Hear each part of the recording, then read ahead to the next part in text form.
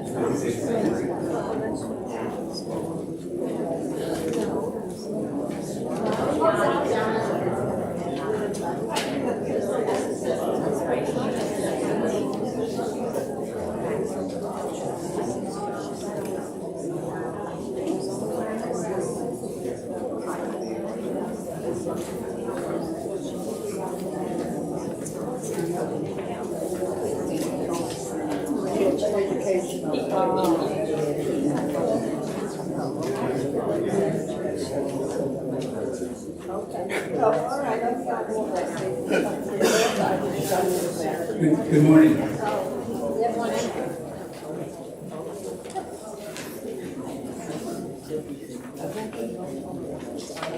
Thank you for making time out of your busy day for our annual meeting.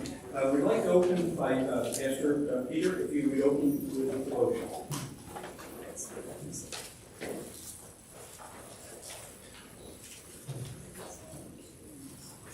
The Lord be with you. Oh, good and gracious God, you have been with us through so many years, from the time when we were just a small congregation, sometimes struggling to make ends meet, to the congregation we are today, serving the world and the community around us in so many ways. We are thankful, Lord, that you have brought this people together in this place with their skills, their talent, their devotion, their compassion, their commitment, their love for the Holy Gospel. These you have brought to this place at this time to be your hands and your feet in this community. So we raise our voices and our hearts in praise. And still we are bold to ask this day that you would also continue to bless us in these moments with the gift of your Holy Spirit. That everything we say and do this day reflects your love for the people here and for the community around us, so that the things we do in the future may reflect your grace and your love. So we pray, Lord, be with us now as we gather in our congregational meeting to carry on the ministry you have committed into our hands. In the name of Jesus Christ, our Savior, we pray. Amen. Amen. This meeting is open in the name of the Father, and of the Son, and of the Holy Spirit. Amen.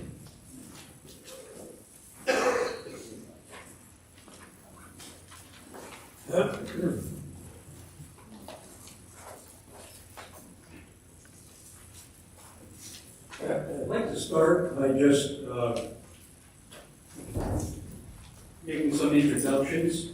First of all, I'd like to start with the church council. I'm Mel Rolfe, I'm the president of the council. Eric Westerland, are you here, Eric? Eric's not here. Sharon Jones, Sharon's secretary. If you could just stand up, Sharon. This is our secretary. Charlie Testa is our treasurer. Allison Maycomb, can you stand? No, yes, Allison's in the back. Okay, Mike Miller, management. No Mike's here. Mike. Carol Mishkin. Carol's evangelism. Angelo Lettieri. Angelo is on his way to Cancun right now. And he blasted off at 7:30 this morning. He won't be able to attend. Jean Booley. Jean is Outreach Ministries, and Jean isn't here. She was called away. Evelyn, Evie is down in Florida, and she's not due back, I don't think, for maybe a month or two. Liz Hoffman. Liz is worship and music. Liz, thank you. John Maloney, youth. John. Barbara Hutter. Barbara in the back. Then we have, is Sue here? Okay, Sue. Mark, not here. MIA, must have stepped out, our organist. Mark's been to our congregation, and he's really picked up a lot of spirits with his playing. And let's see here. I have two announcements. Cindy Reinhardt, is Cindy here? Oh, okay. Maybe you could give this to her. It's a certificate of appreciation. Cindy is coming off council this year. She finished her 3-year tour of duty, and we really appreciate all Cindy's effort. She's done an awful lot with the parish education, and I think she deserves an applause.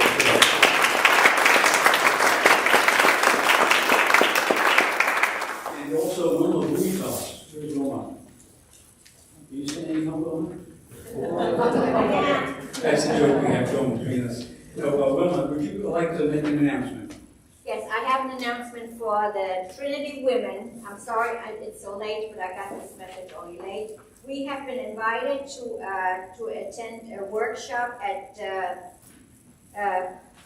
Hope Lutheran Church in Selden on February 25th at 9 o'clock in the morning, and they're going to have a prayer beat workshop. And I know we had it over here already one time, and it was really very good. So if you would like to attend, please get in touch with me so I can tell them how many people are coming. Okay? This is February 25th. Thank you. Wilma, what church is that again? Hope Lutheran Church in Selden. And I'll be able to drive you guys if you want to come. You can meet over here. All right. Thank you. Thank you. Thank you. And also, I'd like to mention our nursery school. They've done a tremendous job. This year, I think you've increased your attendance by how much, Mary? We have 97 students. Wow. So it's growing all the time, the nursery school. And they've been very loyal to our congregation, and they've done a lot to help us. And we have done a lot to help them. But we're really, it's a good organization. You're working very, very well together. But Mary Moore is the director. Mary is the director. Tina Bogart. Tina's a teacher. Donna Fitzgerald. Is she here? Yeah, I got her. Kelly Rose is the next one. Is Kelly here? Okay. Greer Holzer? No. Allison, what's a Lou Foley? Is she here? No. Doug Caligari. Dottie. Jessica and Lisa Perdotta. That's our nursery school staff. I think you've grown by a couple of people, haven't you, and your staff too? We appreciate everything you do, and you're doing a great job of it. You've really been great for our community.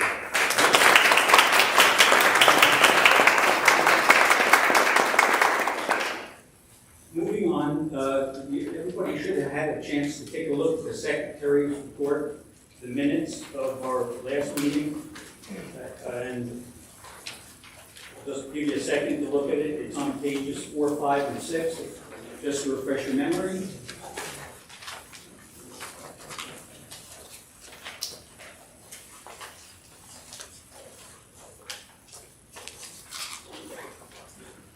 Does anybody have any questions? Move to accept the report as presented. Okay, all those in favor, we had a motion made to accept the minutes as presented. Do we have a second? We have a second. All those in favor say aye. Aye. Opposed? Abstentions? Okay, that's been carried. Next bit of business we have, we're going to start getting into the reports. And Esther, you're up first.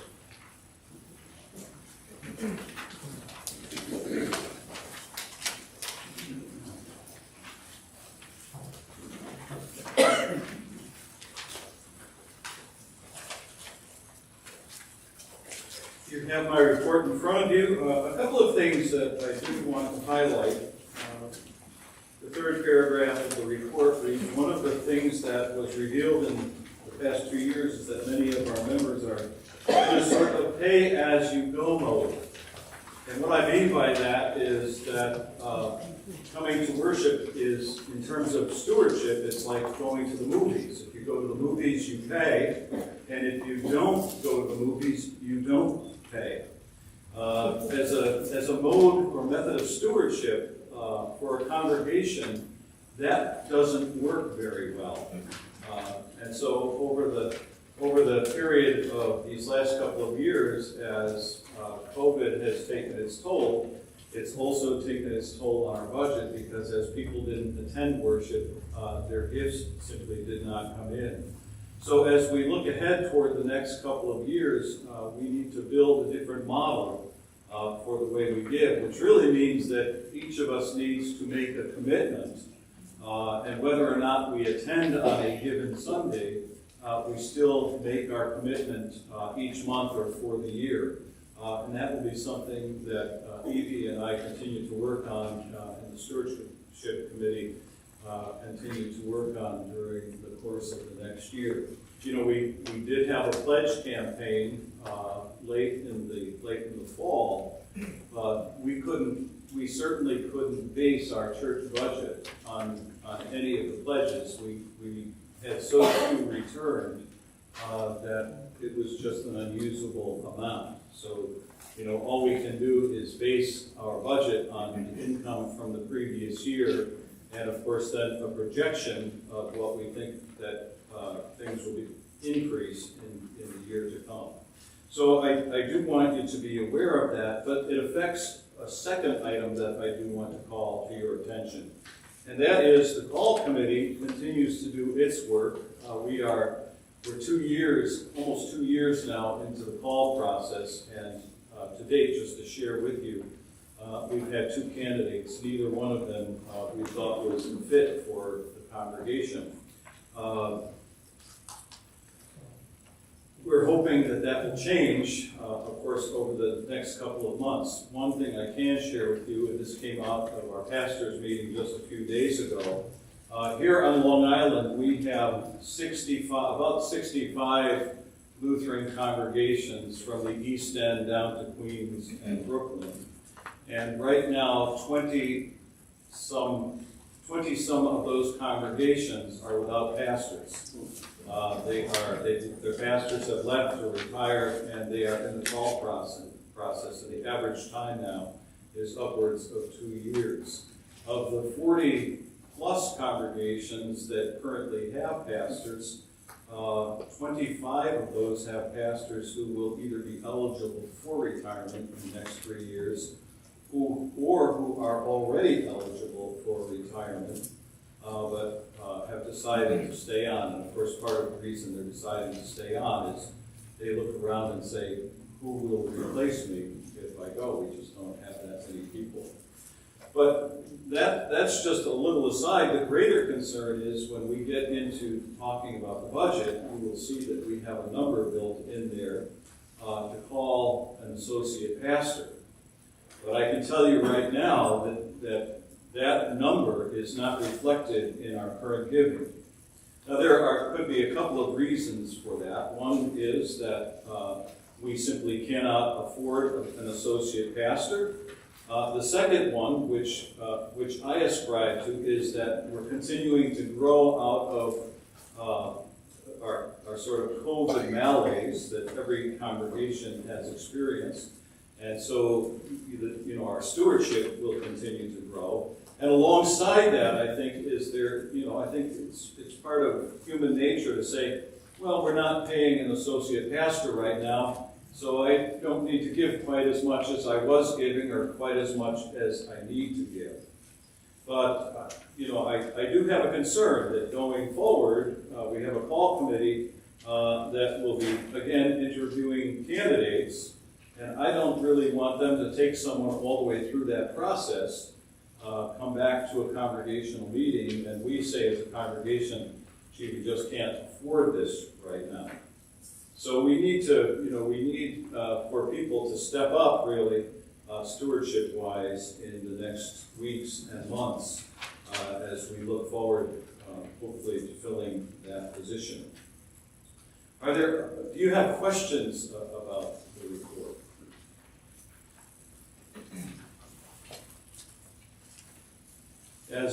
So a couple of other comments I want to make. I know that Mel is going to probably talk about this when he gets to his report as council president. But one of the things that I want to highlight is the work of Sharon Gilbert over many years as our treasurer. As you know, for many, many years, she did an incredibly good job. As a matter of fact, this year when she had a health crisis in the summer, we discovered just how good a job she did, because it took 3 people to do her job after she left, to figure out what she was doing, how she did it, and to make things work. So she did a wonderful job for many years, and even though she's not here today, I still think a round of applause will be very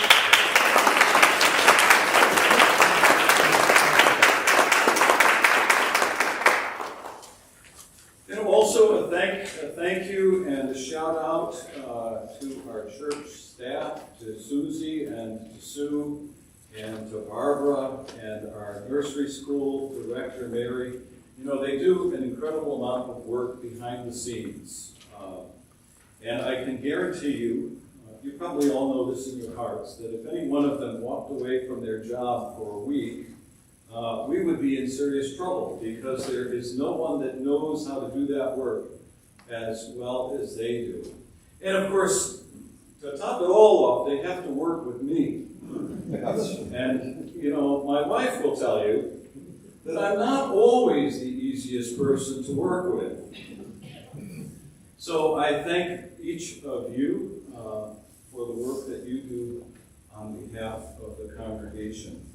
And, I don't want to go too far down this road, because the list of thank yous will be never ending. But there is a lot of work that gets done in this congregation by people who kind of do it, and their work is not seen. From our altar guild to many of our Sunday school teachers, to the people who show up for choir and bell rehearsals, all of that work goes unseen. The people who come in week after week in the morning to work at Friend's Kitchen, in the afternoon to do the cleanup, the serving and the cleanup. These are all things that we've committed ourselves to as a congregation. We are really known in this community as a congregation that has committed itself to lifting the community up. So, thank you to all of you, those seen and unseen, who continue to do the vital work that lifts this congregation up in the eyes of the community. If you have no questions, I will step down.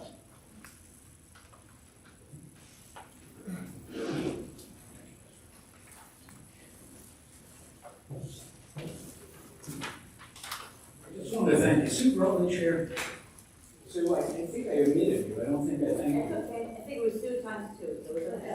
Oh, okay. I got 2 Sues and 1. Yeah, it's okay. But I just want to thank you for everything you've done. Thank you. Moving on, the financial secretary's report, if you look at page 30 of your handout. And I'd like to thank Allison Maycomb for all her hard work and diligence in preparing the report, not just preparing the report, but overseeing the counting of the money every week and keeping an eye on the finances. She's done a great job. Give you a second just to look at that.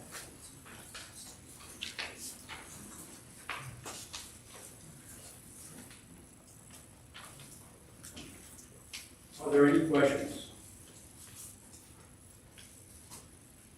If not, we're going to go ahead and continue on.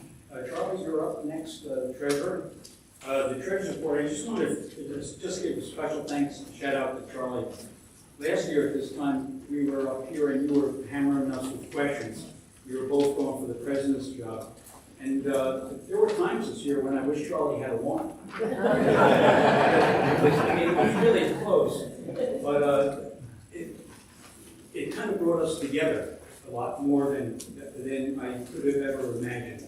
Charlie's become a very close friend. I remember when he was very gracious when I beat him by, I think, by 1 vote last year. And he told me, he said, if you ever need me, make sure you let me know. Well, when Sharon got sick, Sarah got sick, we knew that she was not up to par. She had said to me numerous times, Mel, I'm making mistakes. And I thought that the mistake she was making the mistakes and catching the mistakes. But we didn't realize how bad Sharon was. She loved this church. She loved, I'll talk a little bit more on my report. But Charlie has worked very, very hard to get us back up, and we're going to try to simplify, as Charlie will say, make the report a little easier for council members to understand. But I think Charlie deserves special recognition for what he has done, stepping up.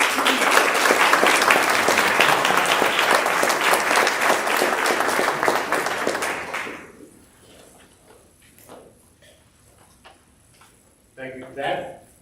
I don't think I need to step up there. Everybody can hear me well? Yes. Okay. The report is what it is. It's what came in, what was dispersed. I would like to highlight, though, that we did not complete our total donation of what we were sending to the Synod. That will be made this year because we made that pledge last year. And as you know, I've always stood up in the past and said that we need to maintain our pledge to Synod. Now that I'm in that position, I'll make sure that it gets done. We have some concerns about the income that we've had, but the positive is we've had a lot more money come in for plate receipts as well as for pledges. So those are positive things. To me, it seems like we're getting more people returning to church and supporting us. I think we started this ball rolling downhill a little bit. Hopefully we don't have to push it uphill again. Does anybody have any questions for me? Well, Yes, sir. if you put on the treasurer's report, if you could just explain to everyone where we say at the end of the year we have a deficit, that we got to pay all our bills, explain what you mean by that.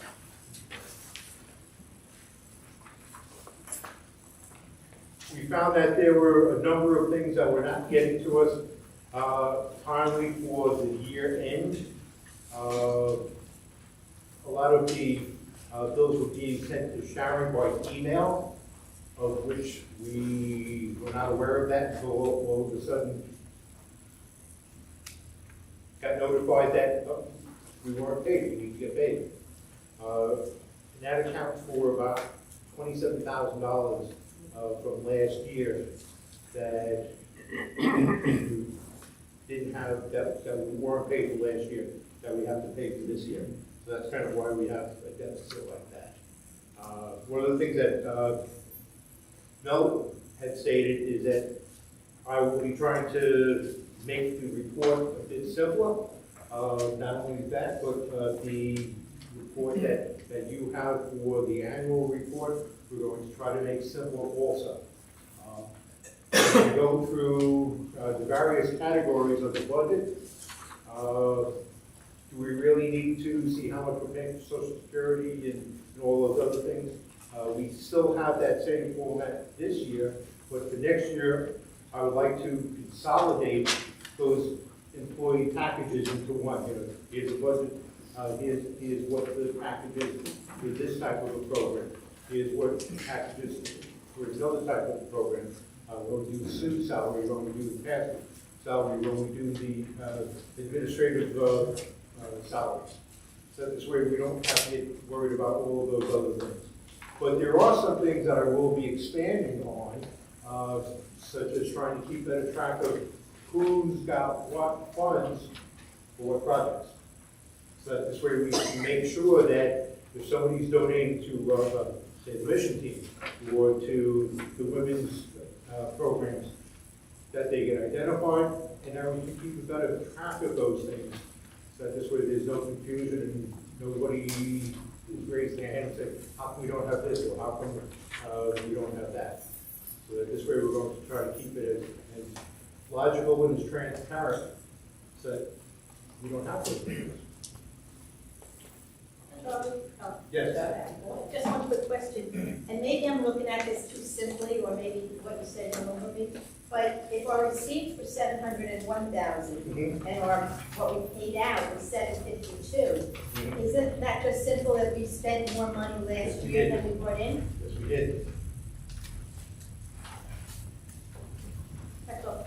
Okay. I just wasn't sure, but Okay. it was that simple. So it was that, yep. Any, yes? And the disbursements, there's other programs, what was the big increase from 2021 to 2022? It's almost doubled. Well, that's where we're getting into some of those things that I just identified as being able to isolate and explain. Because there are so many things that were just, when it goes in as a disbursement, it goes in as another program. So I would like to identify them, that's where nobody has, or we cut down on those types of questions, because hopefully I'll be able to have all of those issues resolved so that people can see what was collected and what was dispersed. Anybody else? Dave? Prior to COVID, and we were considering what happened in Sharon School, there was a point where we were going to keep the congregation more informed as the year went along with our financial position. We're going to reconsider that so we don't get to February to find out we were $50,000 bill. I'd rather see that instead of going along so I can adjust my giving or how I feel about where we're going. All right, Dave, Mel has been doing those types of talks pretty much on a monthly basis. Every quarter, I'm sorry. However, as I had said earlier, there were a number of things that came in at the end of the year, and I'm talking about like December 28th.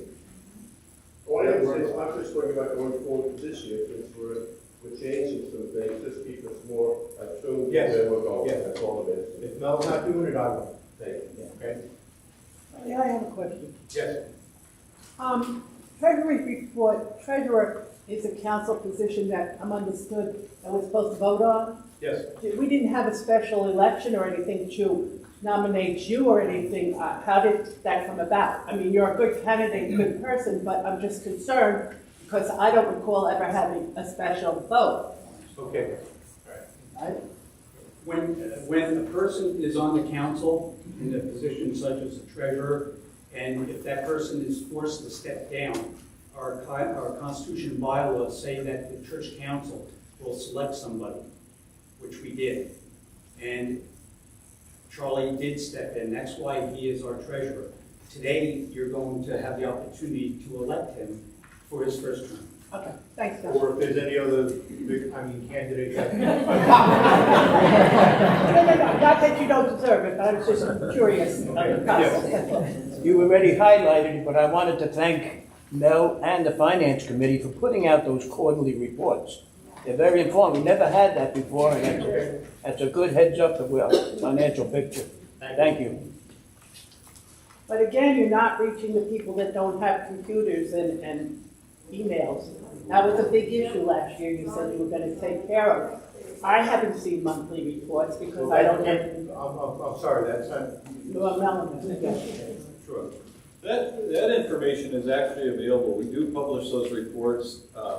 They're out on the table for anyone who wants to pick them up.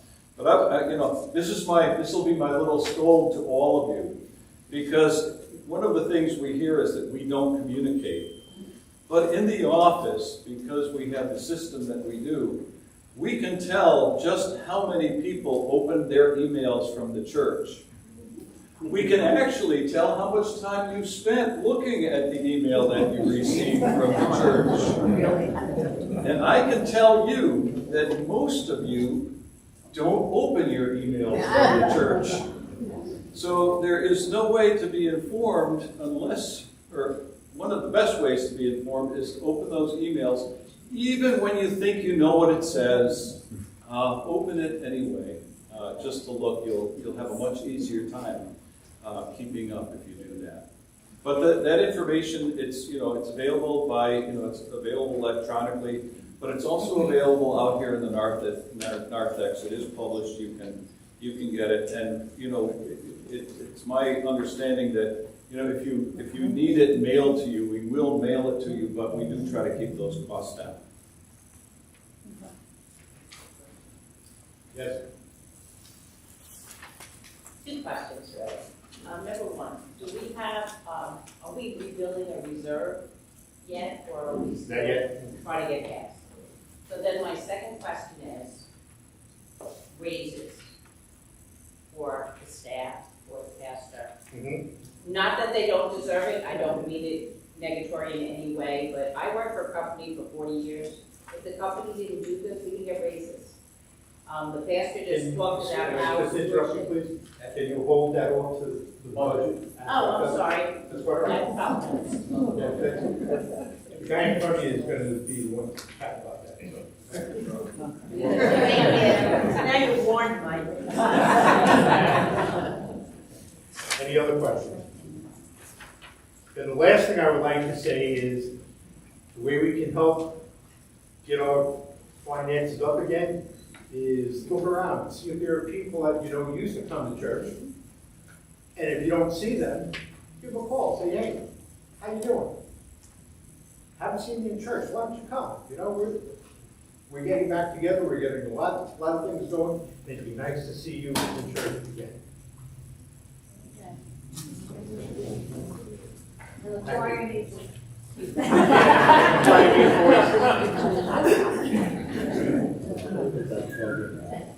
It's just like to give one more shout out to Jim Bannock. Jim is also the nursery school treasurer, and he's a CPA here in Rocky Point. And if it weren't for Jim, we would not be sitting here today. Because when going through the process, and this would be part of my report, I guess, going through the process, when Sharon got sick, we were suddenly forced with, it was like October 6th. She was going to come up on October 3rd. She didn't show up. We found out October 6th that she had fallen and she resigned. She could no longer fill the position as treasurer. When that happened, it caught us all by a little surprise. We had planned on having Sharon, and Sharon had planned on working with somebody for the last 3 months of her tenure and help guide them and bring them along into the treasurer's position to break them in. On January 6th, when Sharon was forced to resign, we were put in a position where we didn't know what bills were paid, what bills weren't paid. We didn't have checks to write payroll. We were totally blind. I went over to Sharon's, her former job, and I obtained 17 boxes of Trinity Lutheran Church records. Sharon has saved everything, and we have all of her records. She did an unbelievable job.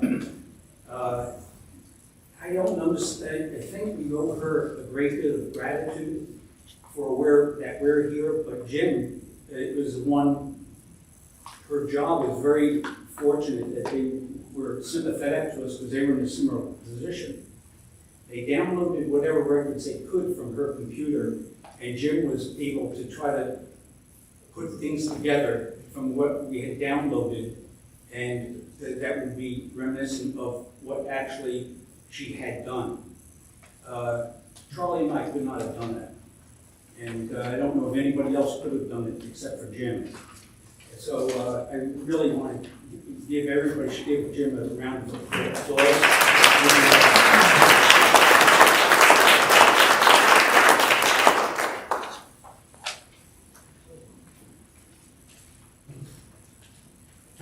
Now on my report, I'd like you to, if you would please, I wasn't going to give a presentation, but I will, on page 12.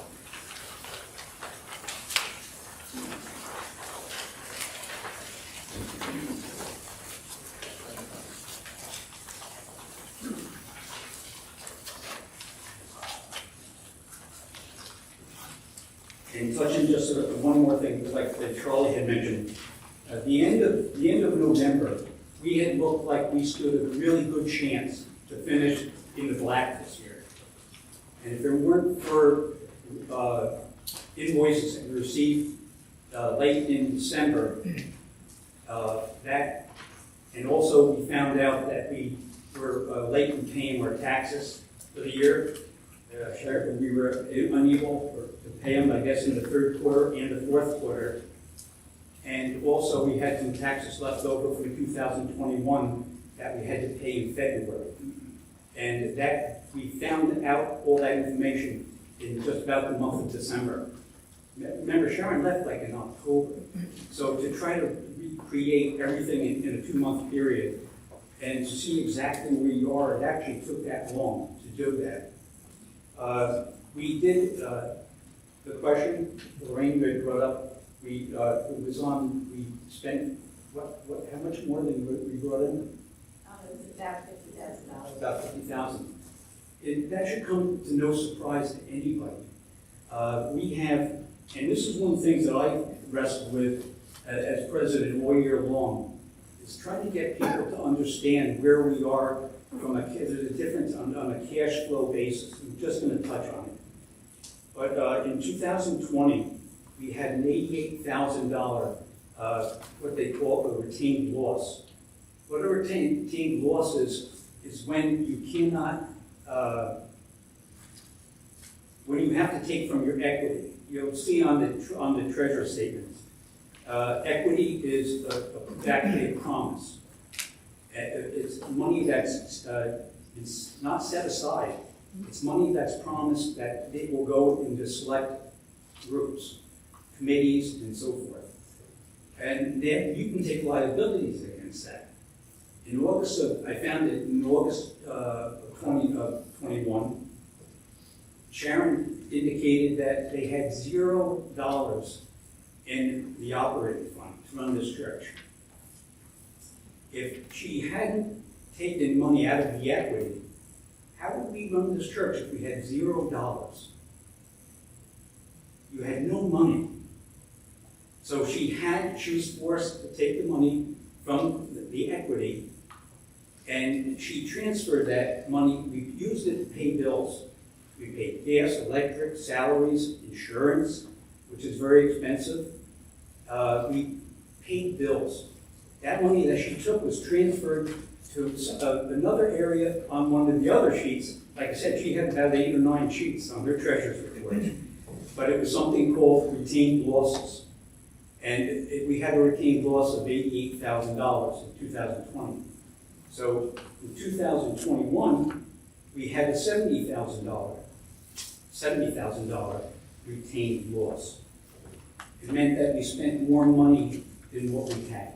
And that money was being taken out of the equity. So our equity is going down. It's going down. That is church money, even though it may say outreach or whatever the committee is. that money still is the church's, and it's up to the church to keep the place going. Without the church, there are none of these committees exist. Church has got to come first. This year, we finished, it was $51,000 with a loss. Out of the loss, I'm not looking at it, but we had our accounts payable. We've already paid $12,000 of some of those invoices that we got in December. We've already paid one of the vendors $12,000 that he invoiced us in December. And that was for 3 or 4 months worth of work that he should have sent to us. We paid that bill, and we will pay that money back. The only thing I ask is that committee members, and try to explain this to your people in your committee when you're having your committee meetings. But one of the things we have growing great is our Sunday school is back, the choir is back, our bells are getting going, confirmation is back, the church is coming back to normal. But people are not coming back. We need more people. And if we don't have people in the seats, it's going to be difficult to achieve what we would really like to achieve. So I'm just going to ask anybody, open up just for a couple of minutes. Does anybody have any questions of me? You can read my report and see what I have to say, but if you have any questions, I'd be more than happy to see if I can answer them. Yes, I just actually want to offer one comment, because the deficit for this year, as large as it is actually, in some sense, good news for us. Because both in 2021 and in 2020, we received, I think it was somewhere in the neighborhood of $80,000 and then $60,000 in PPE loans, forgivable government loans. And in each of those years, even with that loan money, which has now been forgiven, we had larger deficits than we had last year. So we are growing our way back out of our deficit position. we're definitely moving in the right direction. It's getting less and less. Next year, our goal is we're gonna try to stay on top of. We definitely are staying on top of our taxes and our payroll. One of the things that we've done to make sure that this doesn't happen again is we have it's nice. Charlie's got a laptop now. He's got QuickBooks. Him and I, it's nice. We didn't have the same closeness that you have locality-wise. Sharon was in North Carolina a lot. Charlie and I are here. We can get together. We can talk more. It's a closer relationship. I'm watching over the finances. Charlie's watching over the finances. We discuss it 2 or 3 times a week. And so we're really watching the finances very close. With Charlie having a laptop, it's church property. So if anything ever happens to Charlie, and Charlie says, "No, I've had enough," or he moves on to another position or whatever, we have all of our church records in that laptop, and we're going to download and store those records so that we will know what the next person stepping in Charlie's position will know what's going on. And I think there was another thing that we had done, but slips my mind right now. But so we're trying the managed payroll. We got an outside firm that's going to manage our payroll, and then also the nursery school payroll and our payroll together. And they will have direct deposit to the people's bank accounts. They'll issue quarterly reports to us, and they'll also be responsible they'll pay our taxes when the taxes are due, so we'll never ever fall behind on our taxes again. So that's another area that we shored up that nobody should ever be faced with again, where we are. And that's about all I have. If you have no questions of me, and yes. Well, last year you said one of your goals was to purify the directory and kind of get rid of all those people that haven't been here and for the years. Has anything been done with that? That is never my goal. Last year. You said that last year. Never our goal careful to purge people from the life of the church. What we always want to do is bring people back into the life of the church. Especially during this period of COVID, where we knew we had people who couldn't come to church. We have not done a thing in terms of removing people from the roles of the church unless they told us that they had moved, or that they wanted to be removed, or of course that they had passed away. As we move into the future, we perhaps can begin some of that work, but I'm not willing really to begin it until we're really out from under the COVID cloud completely. We're really not in the business of trying to shrink the congregation. Any other questions? Yes. Yes, has the church looked into, I think it's RTC, the retention tax credit, are we eligible for that? We're talking about that now, and I have actually, Jim Vanek has a little experience with that, and I've talked to Jim about it. We were just talking about that within the last couple of weeks. Jim has some clients that have applied for it and have gotten it.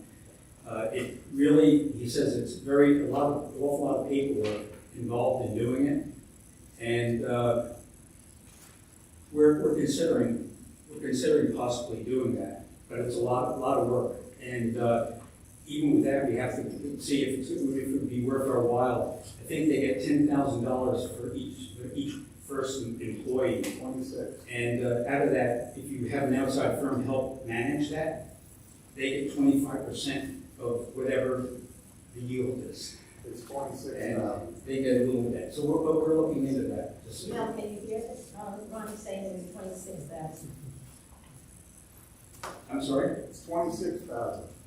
It could be upwards max. Is it 26 per employee? Yeah. I thought I read 10. But we're looking into that. Mel, we can't hear on this side when they're talking over there. They have to either speak up or whatever. The speaker's not working, or is it me? No, When they talk, we can't hear over there. Oh. So you either Sorry. have to repeat what they said or something like that. Yeah, the TRC, it's a tax credit. Right. And it was people that had PPP money, were given PPP money from the government. They were, there's a possibility you could get some more money. And I really don't know that much about it, other than what I've read and what the only person I knew that had experience with was Jim, and he didn't think that it would be a good fit for us because of a few different reasons, and we're considering it, that's all. Yes, Ron? Yeah, basically, it's for that if you employ an employee the whole time during COVID, you're eligible. So that's how that works, and I believe everyone who was salaried was employed during COVID. So, and then these companies that you can hire that will do this for you will take a percentage. So it's if they don't get anything, you don't get charged. It's a win-win. Right. No, I understand. We're looking into it.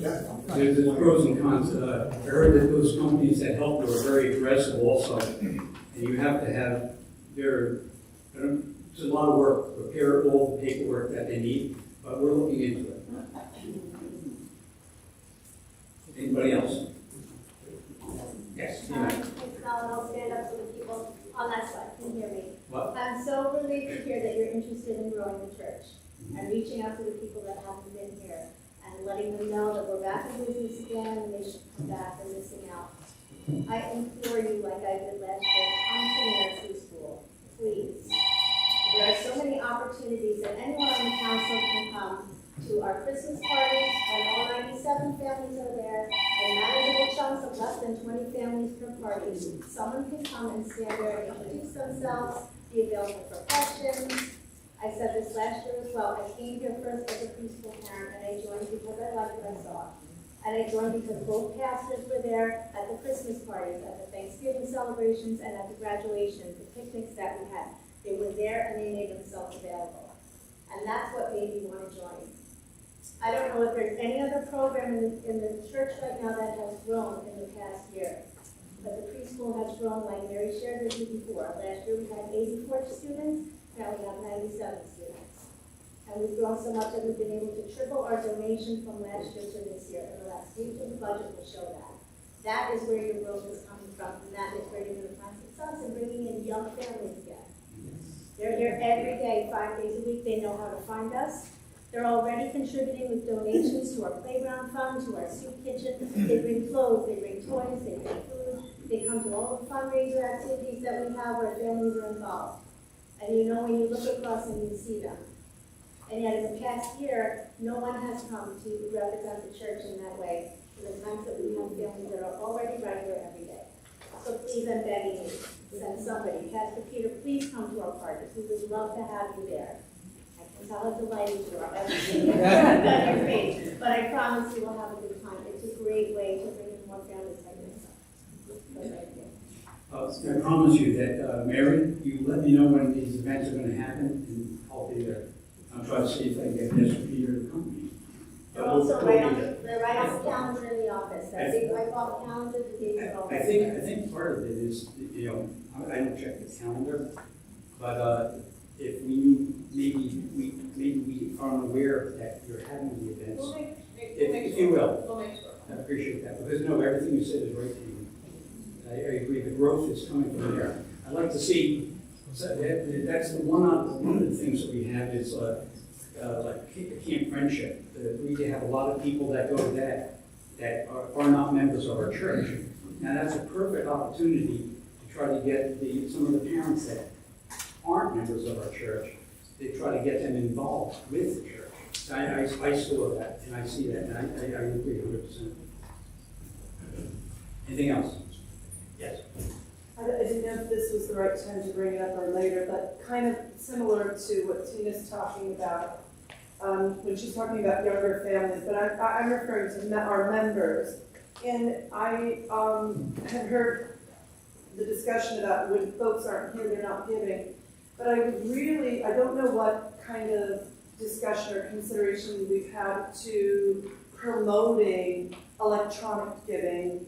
So many young families have streaming services, bills, lots of things auto pay coming from their checking account or their credit card that's linked to the bill. And I've never been very good at asking folks for money, so I don't know if there's been some more discussion other than myself thinking about for our families, it's been helpful. And I know that there are a lot of younger families that it would be helpful. I know what happens in the summertime when you have children and the children are fighting you to go to church and you're given in because it's a beautiful day and the beach is there.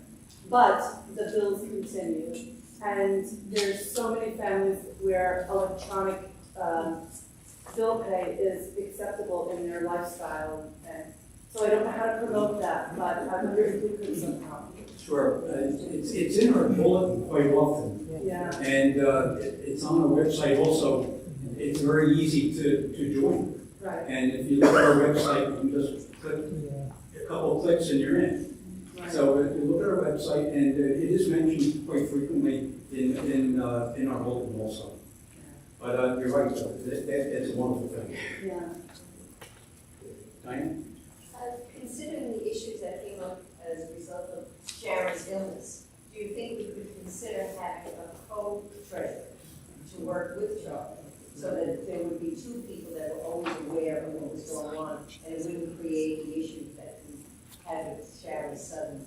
I'll be very frank, it's hard to get one Charlie. I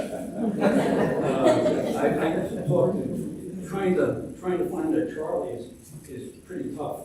A lot of people, number one, the job requires a certain amount of expertise, business related, some accounting background. Accountants are pretty busy, and a lot of times they can't get involved. Jim would love to. Jim was one of our treasurers, but he's really busy now. This is his tax season. Trying to find some, and also you have. You can only have like so many people paying the bills and handling the numbers. We're big, but we're not that big that one person should be able to do it. Now, I'm working with Charlie closely on the finances. I know what our income is, I know what our expenditures are. We work hand in hand, we both are very knowledgeable. So we're kind of doing that now, Diane. But it'd be great if we could have another Charlie. Yeah.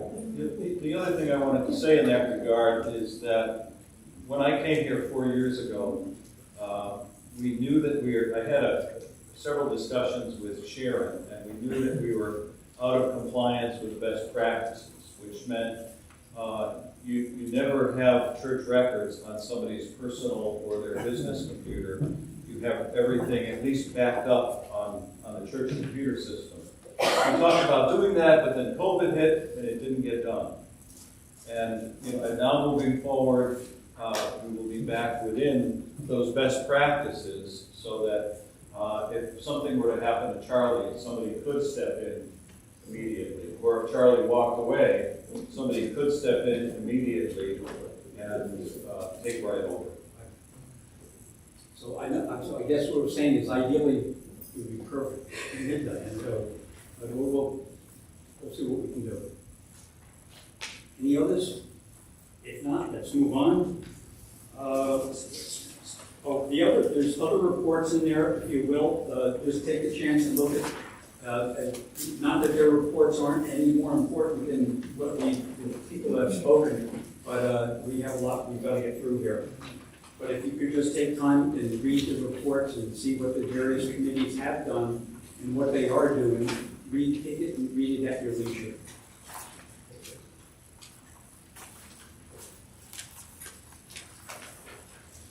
Okay, moving on, we're going to elections. And the first, we have one position that opened this year, and that was for parish education. Cindy retired, she had had enough, and her life has gotten very busy. But we really appreciate what Cindy has done. I advertised 2 times in the month of December in the bulletin, advertising that we had an open council position for parish education.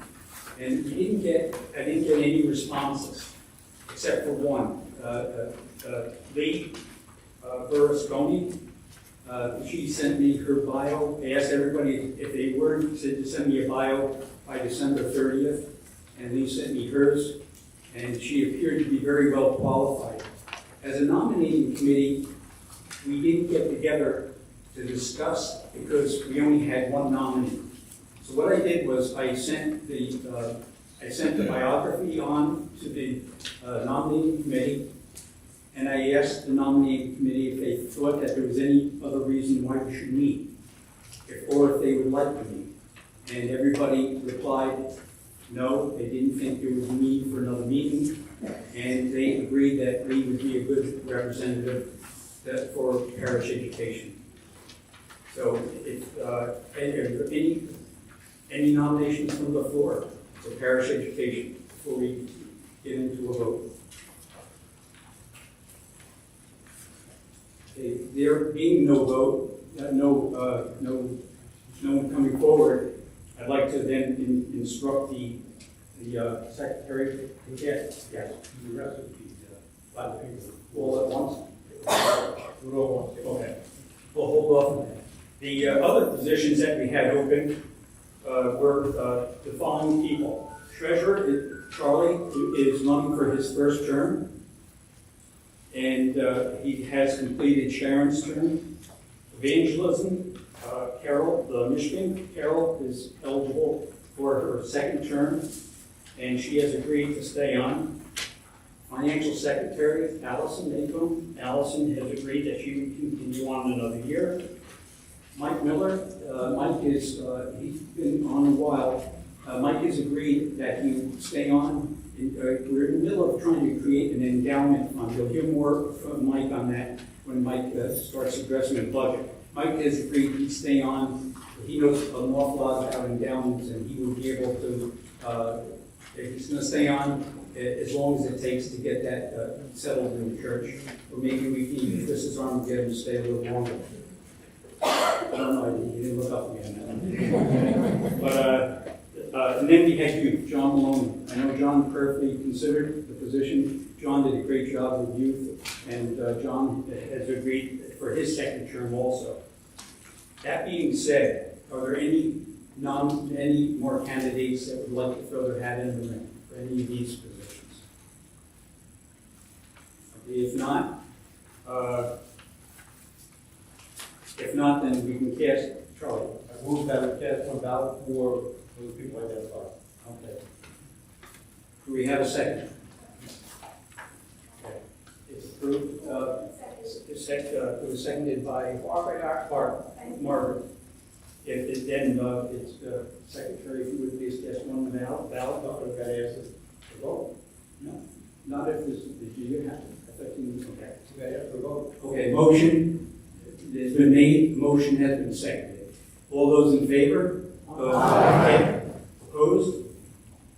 Abstentions? Okay, it's carried. Moving on. For committees, we have 4 positions open for the nominating committee. Would anybody like to volunteer for the nominating committee? Next year, I'm looking at it, and I think Liz is the only position that's opening up next year, and possibly management. We don't have too many openings coming up next year. But does anybody like to volunteer for the nominating committee? Patty? Barbara? Barbara Hutter?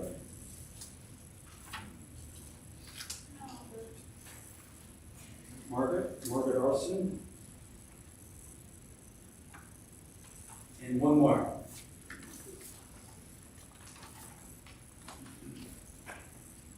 If not, we'll find somebody for that position. Okay, all those in favor of the slate as presented? Margaret, it would be Patty Seifert, Barbara Hutter, and Margaret Arson. So, Okay, the motion's been made. A second? Second. Chris Arson. Any information? Is all those in favor? Aye. Opposed? Okay, that's been carried. Are you getting something to the list this year? And that's an auditing committee. Our bylaws actually call for, it says, the auditing committee shall have audited all financial records of this congregation and present its report in writing at the annual meeting. The auditing committee shall carefully examine all insurance policies to determine the adequacy of the amount and kind of insurance in force and include the results of this review in its statement. We haven't had an audit that I can remember in a long time, but this is in our bylaws, and we have had 2 people that with the special background. You want to have somebody that has accounting experience and also business experience. And I've had 2 individuals, Dave Carlson and Donna Smallsy, have volunteered to audit our books sometime in the fall. It could be November, whenever you just want to get together and do it. And I think that I've heard people ask about an audit, especially when you change treasurers. But that's about as soon as we can. I don't think we're ready for an audit at this point, but by that time we should have things all squared away. But I think it's long overdue. And all those in favor of Donna and Dave Carlson, if you signify by saying aye. Opposed? Thank you. The Synod Assembly. Last year, we had selected 4 people to go on the assembly, and because of COVID, they weren't allowed to go. And they reverted back to the prior year's delegates were on the committee. I think it's only fair that this year we give the people that were supposed to go last year an opportunity to go this year. And I've touched base with those people, and they are Allison Maycomb, Evie Bruner, Mark Garson, and it would be myself. We would be going to the Senate convention. Does anybody have any comments or any problem with us giving them the opportunity to go this year? Because they couldn't go last year. Okay, can I have a motion then to accept those 4 people to be delegates? So, Thank you, Charlie. The second? Patty? Okay, Seibert? All those in favor, say aye. Aye. Opposed? Abstentions? Okay, that's carried. We need 2 people for the comic conference, the delegates. And we have 2 people that would like to go. I don't know when that's going to be. March 19th. March 19th?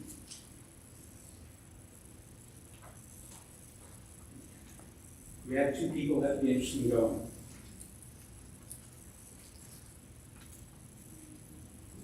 Liz Hoffman, and Stacy.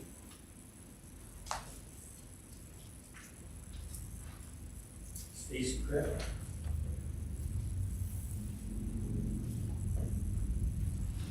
How about, next one would be Martin Luther Cornea. We have 2 delegates. I don't know when they're going to meet either, it's just to be announced. But do we have 2 people that would like to go to Cornea to represent our church for their meeting?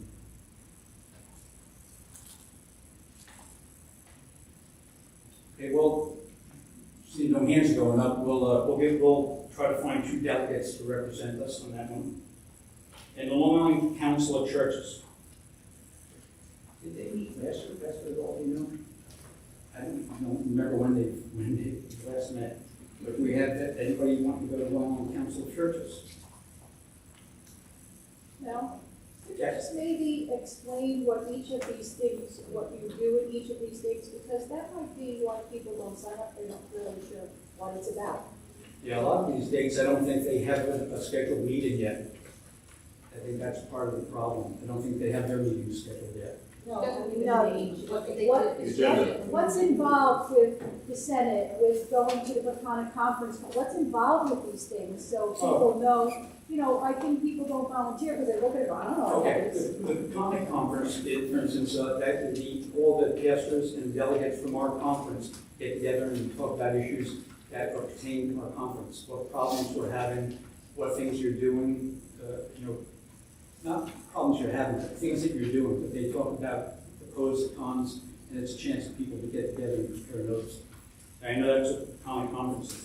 Cornelia, I'm assuming they're probably, I've never been. Liz, what do they do at Cornelia meeting?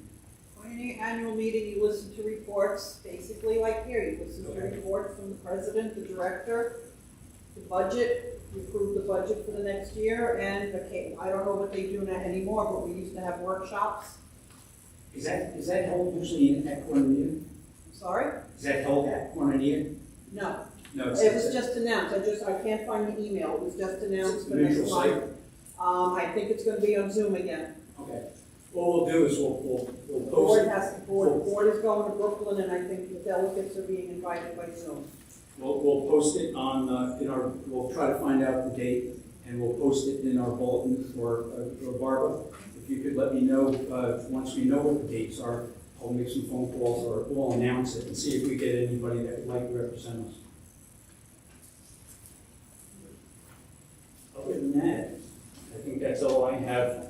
We go now, moving on, Mike is now going to talk about endowments, the importance of setting up an endowment for our congregation, and also building into the budget. Thanks, Mike.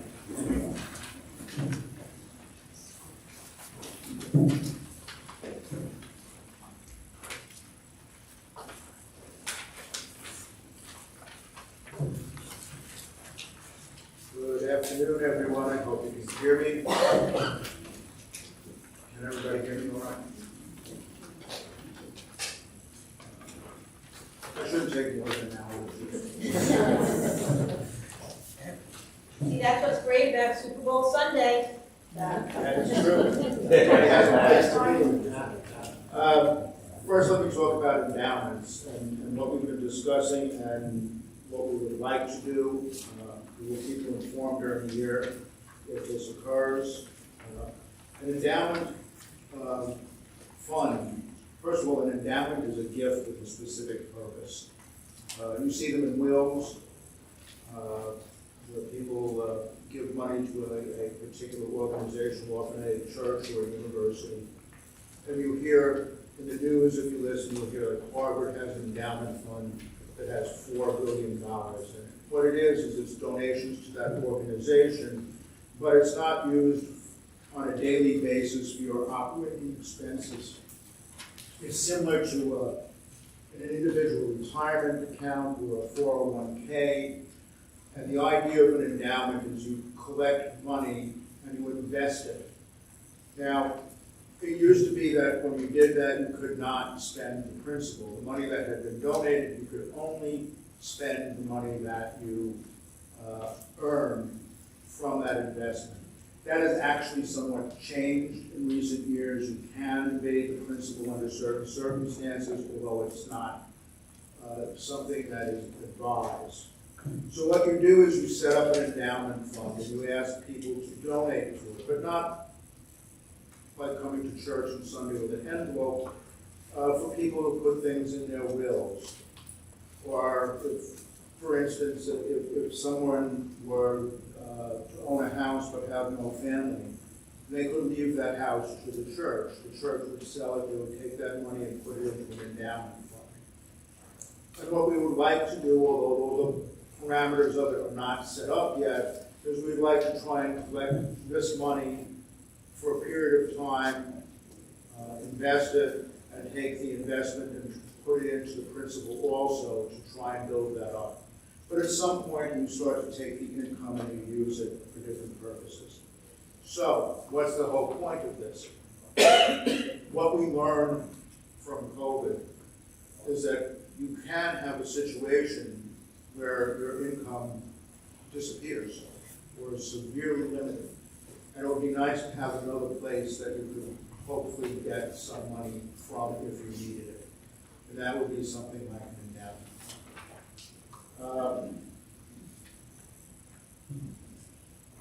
What we would like to do with that is keep the principal, like I said, in what they call the historic dollar value, so that never is reduced, and that then you could use the income if you needed it in a particular situation. We discussed how this would be managed, and although you could theoretically manage it through a committee on the church council or the church, our feeling is right now it would be better essentially to hire a professional money manager that would report back to us. And of course, the first one that comes to mind, and we are going to be meeting with them either later this month or, later this month. That's moving on. Thank you. Is from the Thrivent, which is associated with the Lutheran Church,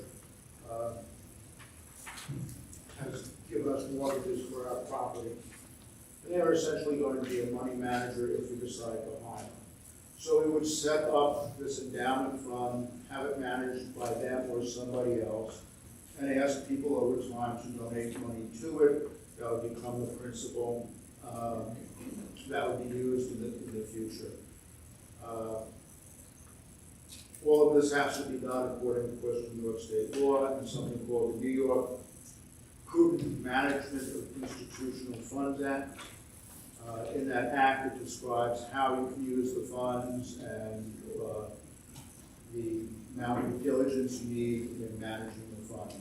So, if we were to hire somebody to manage the fund, which we think is certainly the way to go, they would be investing the money. The church council in this particular place, still is obligated, according to that act, to monitor them to make sure that they're doing their job. So they would have to report to the church council, and that would then be reported to the congregation. That's where we are right now. Obviously, it's fairly complex, and as we get more information, we let you know. Nobody's obligated to give any money to it. It is not meant to place, a weekly donation is going to be something different and additional to that. Any questions about that? Excuse me? How much would you have to pay somebody to, is it like Raymond James or something like that, where you don't pay? The answer to that is it would depend on who we hire. And yes, it's just like anybody that manages a fund for you, they take some percentage of it, or they charge some fee. And we haven't met with these people yet, and we don't know what that would be yet. In most companies, some take it as the amount to invest, some take it as the amount of profit. You see all the commercials on TV. We only make money when you make money. It's going to depend upon the particular company. There will be some cost. I can't imagine anybody's going to do that for free. Do you have an endowment, will you have an endowment committee here? We've had a discussion about that, about how we would want to manage it internally, whether there would be an endowment committee, whether it would be managed by the executive committee of the church council, whether it would be managed by the entire church council. There's been no decision made on that yet. It's still under discussion. Yes? To establish the endowment fund, is that the council can do it or the meeting? The council can actually do that because it actually costs the congregation no money. The only money that's paid is if it's invested, and only payments if it's invested where it's usually set up. Also, the constitution of the congregation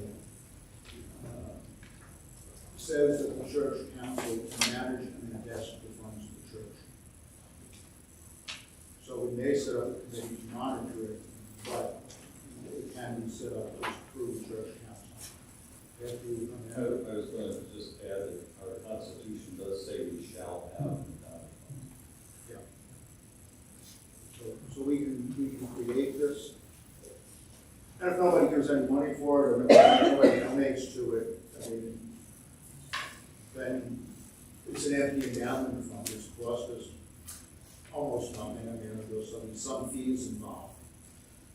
But the hope would be that over time it would grow to the extent that if we run into financial problems, we always have a cushion there. In that case, or to use on our annual budgets. Anybody else? Yes, Pastor. Yeah, I'm going to do the rah for the endowment fund. Because every church that I have been in has had an endowment fund, and the seminary that I'm on the board of also has an endowment fund. And in one of my churches, I started there in 1994. They had about $300,000 in their endowment fund. And we wanted to spend about $20,000 from the endowment fund. And of course, there were some people who said, "Oh, Pastor, if we spend money from the endowment fund, it'll be gone. And we won't have it anymore." Well, that year we spent the $20,000. Strangely enough, though, at the end of the year, we had more money in the endowment fund than we had before we spent the money. And that continued every year thereafter, so that by the time we finished, we spent more money than we originally had, but we had more money left. And the reason that that happened was that when people saw the things that we were able to do outside of the budget and beyond the budget with money that we used from the endowment fund, they began to give even more. And they're usually legacy gifts that are given to the church. I had a friend who used to do the endowment fund pitch, and he would start out by saying, "We're all going to die."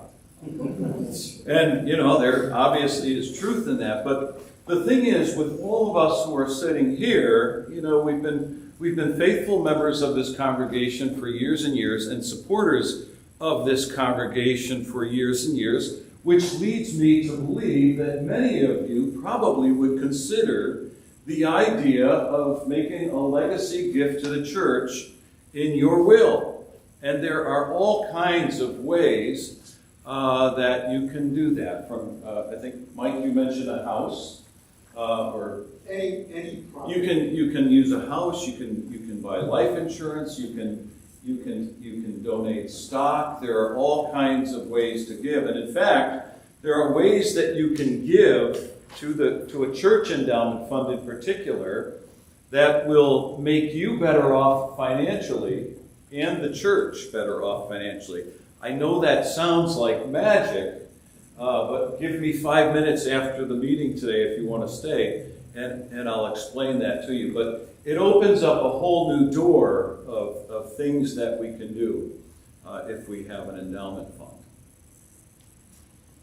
So that's my pitch. I'm just going to add to that, on the methods to give to an endowment fund are as many as you can possibly imagine. And often it's through a will, so it can be a house, it can be a car, it can be a boat, it can be stocks, bonds, cash, a piece of art. If people wanted to do it when they're alive and they had the financial ability, for instance, having to do with certain retirement accounts, IRAs, if you donate out of that rather than taking the income, it will reduce your taxes if you're in certain tax brackets. If you're that lucky, you could actually, I think that's one of the things Pastor was referring to, is actually reduce your taxes by donating to the church, while you get most of your money from the retirement fund and the church gets some. So, I mean, these are all things that are potential for the future, but we are sort of getting ahead of ourselves a little bit. When it's set up, we certainly want to hold meetings on this to do more of the rah-rah stuff and inform people more about the ways that they could donate if they wanted to. And the great thing is you don't have to be a member of the church to donate. So other people certainly could. Any other questions about that? Yes? Hi, so will the memorial fund still stand, or will money from there get transferred to the endowment fund? Or, They're actually two separate things. We would need to have a discussion about that, whether we want to combine them somewhere, but there's no necessity to do that. It would just be a question of whether it makes sense to do it. So, yeah, they're separate. Anybody else?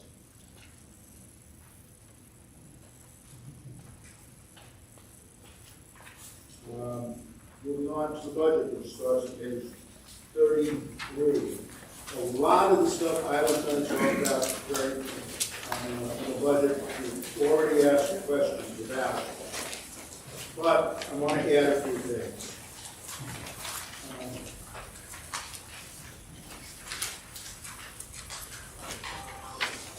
The way the budget is presented in this format with these lines is certainly one way to present it. But as Charlie was talking about, we've been looking at ways to make this more accessible, meaning more accessible to understand for everybody when they look at it.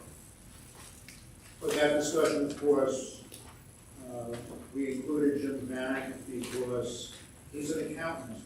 And one of the questions I had for him at some of these meetings is, can we alter this? And he said yes, but he wanted to do it in a way that was an acceptable way that an accountant would say it meets general standing accounting principles.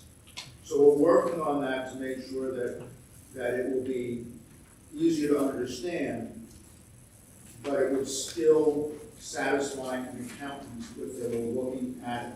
Same thing with our treasurer's reports and things like that. Make sure that we are not violating anything. It's not really a law, but if an accountant were to look at it and say, this is correct, this is the way you should do it.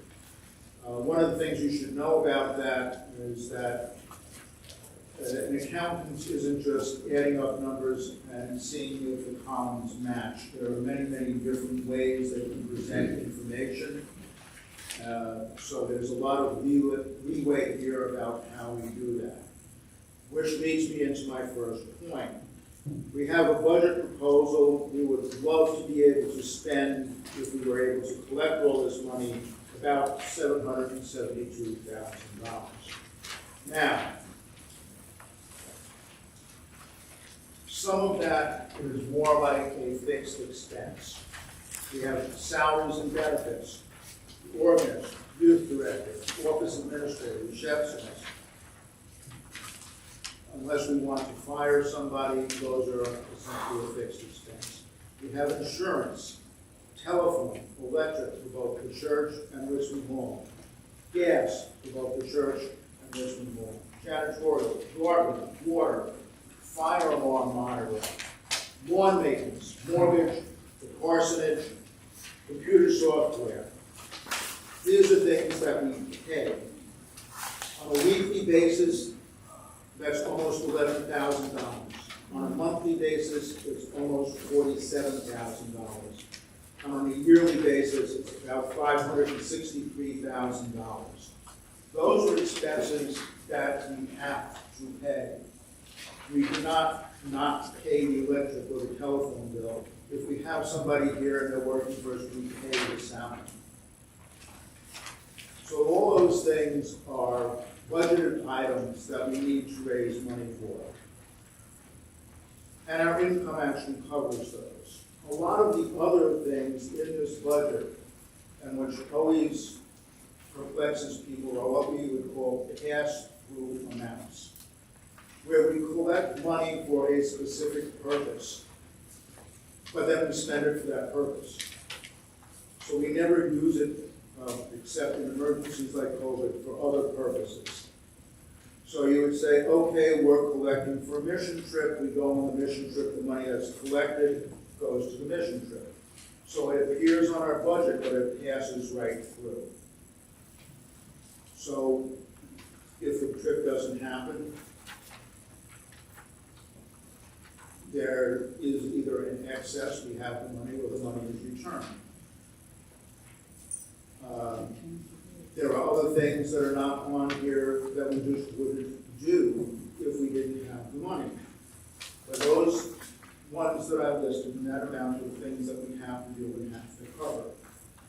So on this budget, if you look into it, there are always some things that people ask me about. There is the line. Where is it? In section 6, it's called Other. What is other?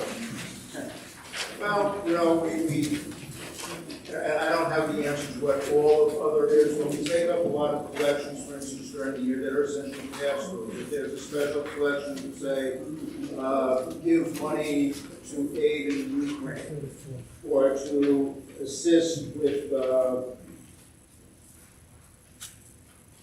Lutheran World Relief. All of those things are other. Things also included in other. There's some program going on. And there are people here, or there are kids here, and somebody says, you know what, we need to go out and get something. And they go out and they buy $50 worth of Hawaiian punch for the kids. And then they come in and say, I spent $50 today because we didn't have any and I ran out and did it. So somebody would then write a check. It goes into other. There are things like that. There was a question that came up in preparing this. Well, there was a line and there were expenses for youth, but we really didn't have many youth programs in the past year. But at one point we collected money, I think this is for instance in 21, that we hoped to send people to some youth conference or organization. It was collected and then the money was just returned to them. It is one of these pass-through things. It came in and it went out of our budget. We also collected money, and I think some of this might have been spent on actual expenses because we were short of money on flower sales that we used to, and things like that. And that money comes in, and a lot of that goes into other. So that's other. And youth. Another thing that was asked about earlier were the raises.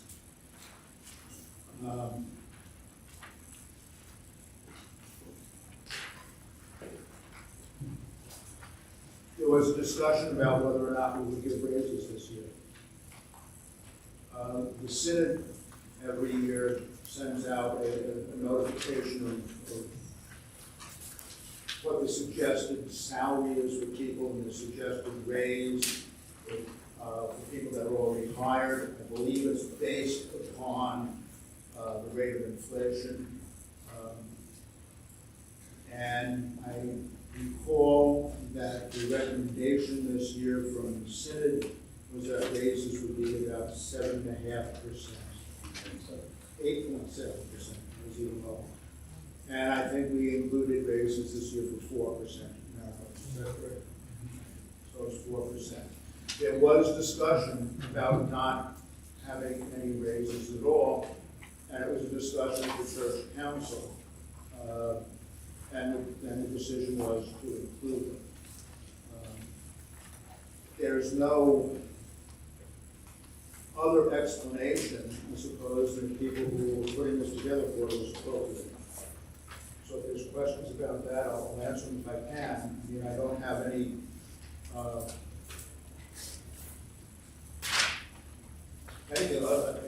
any deeper knowledge of that than to say that it was discussed and we thought that it was the right thing to do. If people disagree, I mean, we can talk about it now. I mean, this is not a budget until it's voted on here. It can be removed if people are against it. So now's the time to talk about it. Is there any other thing here in the budget? Yes, sir. I'm noticing out of the 7 sections in section 6, other, as you mentioned earlier, is the only section that is down from prior year budget and actual. Being driven by $35,000 of actual 2022, 38,257 nursery school taxes. Why isn't that being budgeted for 2023? The nursery school taxes? It's zero budget. So you're showing a $40,000 budget line in 2023, where your actual 2022 is at 1. Yes, ma'am. Yeah, that money is gonna be coming out, and, right now, the way it works is, the nursery school, they write a check to us, and we pay their taxes. But now with the automatic payroll deduction, they're gonna be taking that right out of the nursery school account and paying it, so it's not gonna go to us. So we're not gonna be involved, we're not gonna be receiving that money, nursery school taxes, they're gonna pay it directly. As mentioned before, we have AccuData, which will be handling the payroll. There's a fee for it, but all of the things associated with that, which includes making sure people get paid, but it's all the taxes that have to come out of those paychecks that have to be forwarded to the state, they have to be taken care of.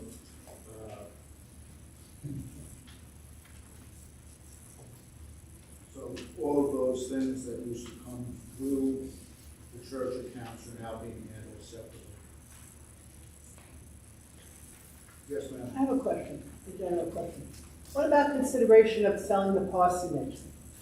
Actually, I had that discussion earlier in interim between the services with the pastor, and that is actually a very, very complicated question in a lot of ways. Yes, we can sell it, and we can lose that money, for instance, in endowment fund, but once it's gone, if we do a need to hire an associate pastor, or we decide to do it, and they're coming out of state, and that person is being moved by other people, it might be something that would be an added benefit to that person to get them to come here if we want to do that. But we did start that discussion. You're aware of it. But it's not something that's going to happen precipitously. And it is certainly something we would let the congregation know about. Because the fact of the matter is once we sell it, given the cost of real estate on Long Island, I don't think we'd ever be able to replace it. So it's a very, very final decision if we decide to make that. You know, it's like saying I'm going to sell my home and retire to Arizona and then deciding, I don't like Arizona, and say, I'm gonna come back to New York and find out that I no longer can afford to buy the house that I used to live in. So, that's it. Yeah, a couple of things there. One is that, you know, I can just tell you about my own situation. We moved here, it'll be almost 4 years, well, it'll be 4 years in June, it'll be about 3 years that we own a home here. I could not afford today to purchase the house that we purchased 3 years ago because the way values have gone up on Long Island. So that makes it problematic. I think before I would consider selling the parsonage, let's say we call an associate pastor who owns their own home here on the island. Before I sold the parsonage, I would look really into a long-term lease to someone. Because I think you're absolutely right. Once it's gone, and the money that we get for it will probably not make up the difference in what we might find ourselves having to pay if 5 or 6 years from now we wanted to get back into the real estate market. And the other consideration we had on that is when we have a pastor and associate pastor living there, there's no tax consequences concerning that. It's not an income producing property. We don't have to pay any taxes on that. We'd have to check with Jim to see if we can do this in a manner that keeps it church property that's tax-free. And I'm not an accountant, I don't know what that would mean both for the federal government and for property taxes for the state. So that is an accounting question that I don't have an answer to. In the church I came from, we had a situation where the parsonage was empty, and they were able to rent it to the church sexton for about, I think he lived there for about 7 years. Because he was an employee of the church, it remained off the tax rolls, and he just carried the house for the church. So I don't know if things have changed, because now the house is still there, it's empty now. Like I said, it's a tax question, and I do not know the answer to that. I've heard of similar type of things, and I just don't know exactly how they are arranged. I know we've discussed it briefly with Jim, and we keep mentioning Jim Bannick. He's a member of the congregation who happens to be an accountant. So if you have another accountant, you can ask them about it also. I mean, I'm not saying the decision though? Probably, Yeah. maybe, but I don't know the answer to that. But yes, the answer to your question is we're aware of it, but it's yes. Why can't we use it for meeting rooms or something, make it useful? It's just sitting there rotten, deteriorating. We spent all that money when Pastor Rich was here to renovate it in hope that the new pastor, which Pastor Peter chose not to do, to live in it, but it's going downhill, it's deteriorating. The value of the houses around here are going down very quickly. We need to do something about it.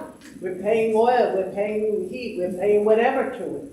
I really feel that the congregation should get together and use it as needed, use it some useful purpose. There isn't anything that says that we can't use it, right, Pastor? I mean, BPS used the basement last year to, store their stuff in. Yeah, there's two things. There's nothing that says we can't use it, though there hasn't been any real need to use it except for storage. That's the one thing that we do lack. For all of the rest of our meetings, we've had plenty of space here. The church council, the other thing is the church council is not letting the parsonage rot. It is maintained. Obviously, you do not want any building left empty for a long period of time. Insurance companies really do frown on that. But I think probably the appropriate time for this discussion would be after we've gone, if we go through the call process, let's say, and we call a pastor who doesn't want to live in the parsonage, then I think, we're really gonna have to have that discussion in a very serious way about what we do with the parsonage. Do we lease it? Do we sell it?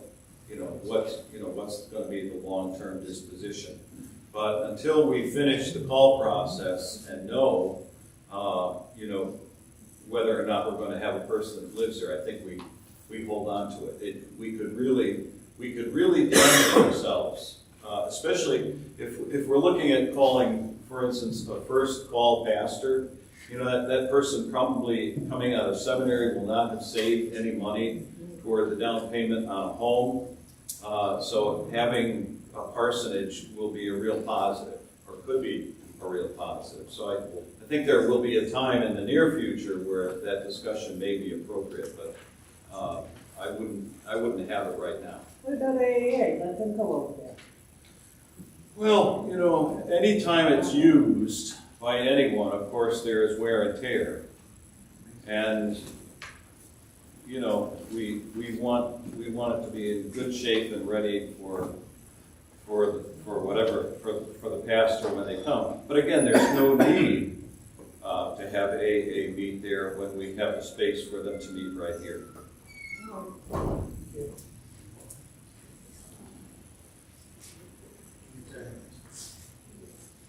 Another piece of information I wanted to give you is that I think as of Friday, in our operating fund is approximately $83,000. Now, that's a decent amount of money, and actually it's very, very good because we're not getting those federal government loans / grants. But historically, we used to have a cushion on a yearly basis. I believe it was about $200,000. That's the retirement money. Yeah, a number of years ago. And if it wasn't for that cushion, by the way, I don't know if we would have made it through COVID to spend that money, which is really sort of the thought process of the idea of an endowment fund. Any other questions? I got a question on a different subject. Yeah. As you know, I've been involved in the mission team for a long time, and this past year, there was some concern that the money raised specifically for the mission team might not be available. So everyone knows it is, and it's not an issue for this year. But I'm thinking about going forward. If people make donations for a specific purpose, should we not have a restricted fund for that purpose? The answer to that is, and both Mel and Charlie actually touched on this in a way. Certainly, if you're giving money for a specific purpose, it's supposed to be used for that purpose. And I think Mel referred to it as our equity. And what happened is that we had to borrow some of that money from specific funds because we couldn't pay the electric bill, with the intent of putting that money back when that occurred. So the way this is set up, like I said, is a pass-through, is what that is supposed to represent. That money was collected to go to the mission team, and then when it disappears, it went to the mission team. And that's the way this is, in fact, set up. So you see that money here. So the money was collected to buy new organ. It's supposed to go to buy new organ. And if you have to borrow that money, borrow on our equity, you're supposed to put it back. I think that's what you're referring to right now. Right, but we don't actually have to put it back. That's okay. It's shown on the sheet. Once that we have to take money out of the equity, it's shown on the sheet as a retained loss. And I asked Sharon, I said, what exactly is a retained loss? And she said, that's money that has gone out the window. So it's gone. There's no, and I also asked, if I asked you if you could tell me, because I knew this question was going to come up, but I asked her, I said, so if we have a retained loss of $80,000, can you tell me a list of what funds you took that $80,000 from? And she said she could not do that. It's just a retained loss. think what it comes down to is, and if you don't mind, the first part of your question was, I had people on council and committees saying, can you guarantee that we can go on a trip? Or can you guarantee you're gonna do that? And I told them, I can't guarantee anything. The council is responsible for spending the money. But if it came to push and shove, we're gonna keep the doors open of the church, or you're hell-bent on spending money on a specific fund. I think the congregation, who we represent, would want us to spend the money wisely and spend it on the operation of the church. Because without the church, there are no special funds, there are no committees. If we close the doors, it's closed. But this money is going to good use. And I think that if whatever the committee is, I think if we went to that committee and said, you've got $80,000 and we need $50,000, would you allow us to spend that $50,000 you have in your account so that we can keep the church functioning? I bet you every person on that committee would say, absolutely. But this has been very difficult to get this point across from my year, and I just don't understand. But no, it's funny now, because I'm on the opposite side of that, and I would agree with you. I think that every person on the committee would want to do that.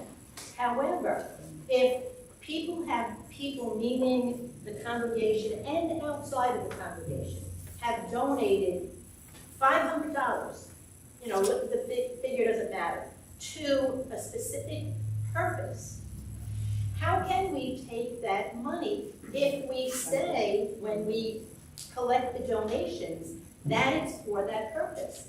I've done a little research also which says if it's a restricted fund, that's what you have to do. So I guess the other part of that is when you ask for a donation for the mission team, you have to say, I want this money for the mission team. However, my church might take it.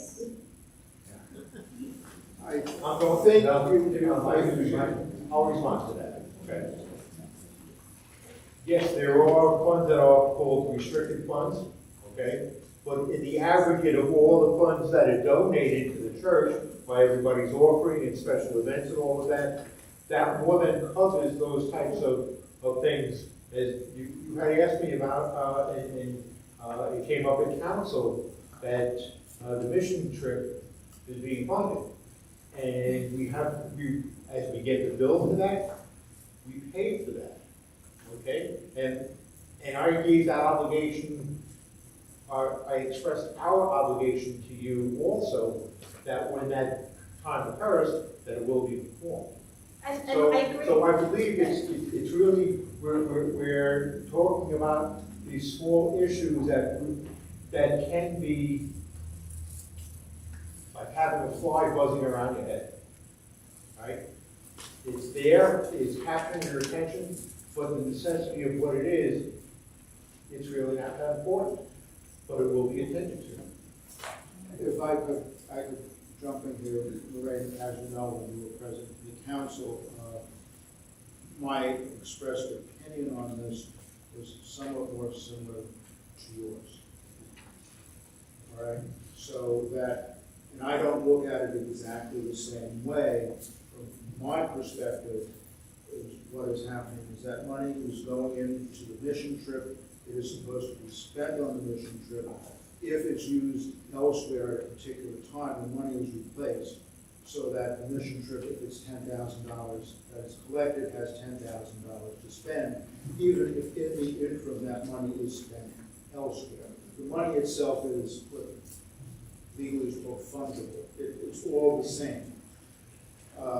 So the only time that is true is if money is collected for a specific purpose, and that purpose is going to go forward and the money is not there. So the way I always looked at it is that, you know, the accountant calls it retained loss, or it's equity. And My point of view is that if you are donating money for a specific purpose, it is in fact for that purpose.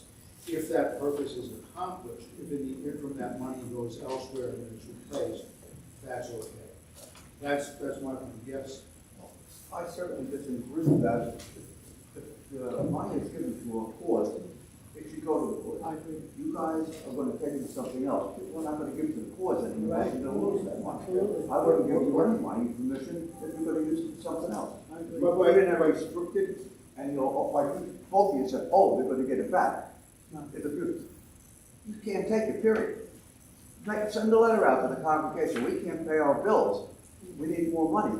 Or else we'd have to get mission team to say, yes, we'll give you some money back. But you can't take it from them, I think that's 100% wrong. I don't know what the rules are, but my rules say, you can't take that back. All right? That is actually closer to what I was saying, although maybe I did not express it. No, you expressed it 100% correct.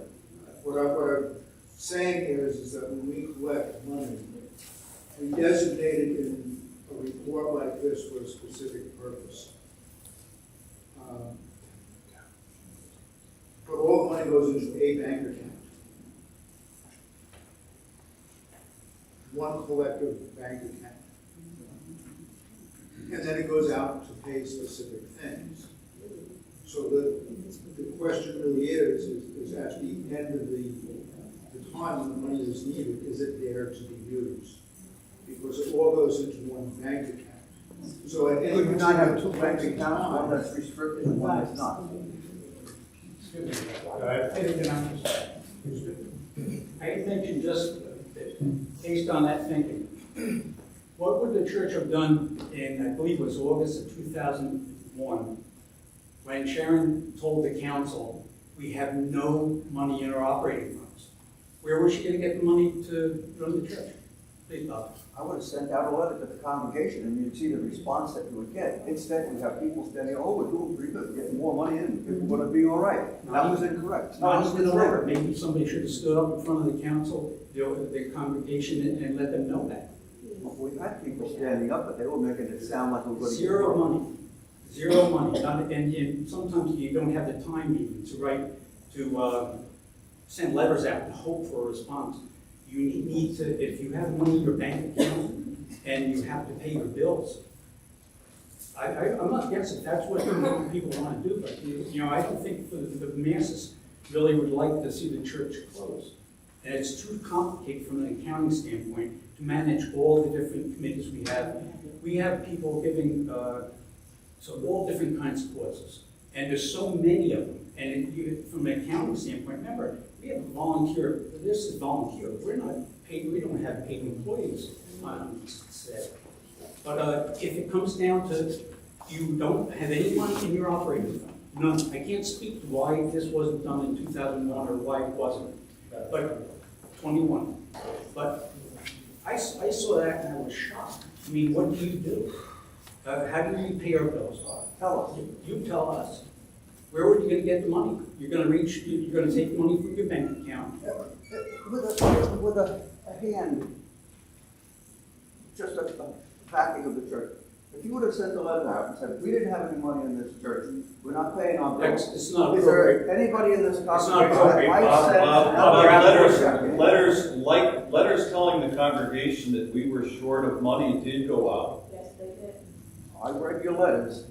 It had even the dollar amount was $74,000 a month, or whatever the heck it was incorrect also. But I try and follow your numbers.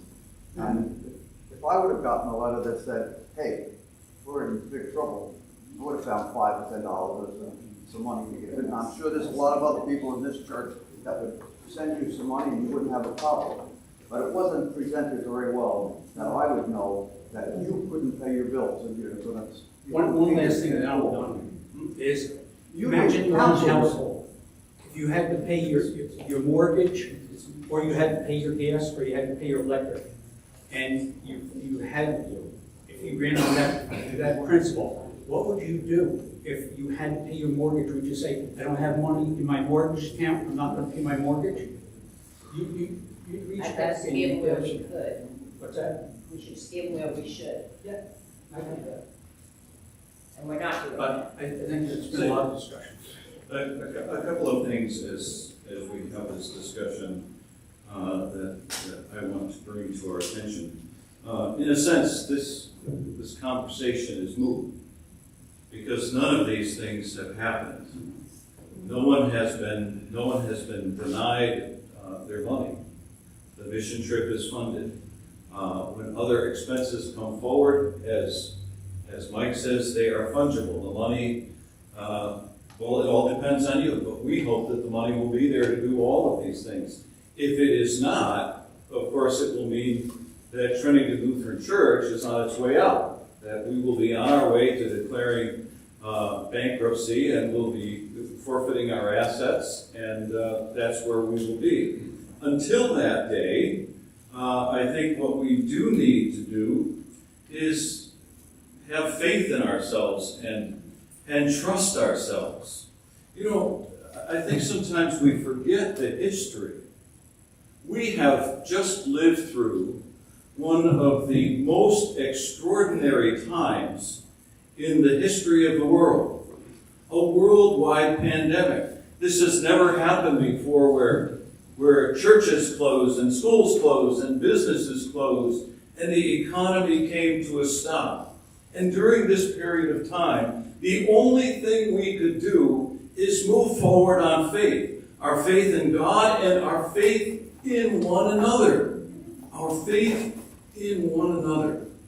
And I broach when I hear, you know, that our leadership is being questioned for doing, I think, the very thing that most of us under those circumstances would have done. Yes, indeed, we sent out letters to the congregation explaining what our financial situation was, but realizing that a better day would come, we'd be able to pay back the money that we had borrowed, and that we would be able to fund all of these things going forward. Now, fortunately, we're coming out the other side of COVID, and in the life of this congregation, I think this is what is happening.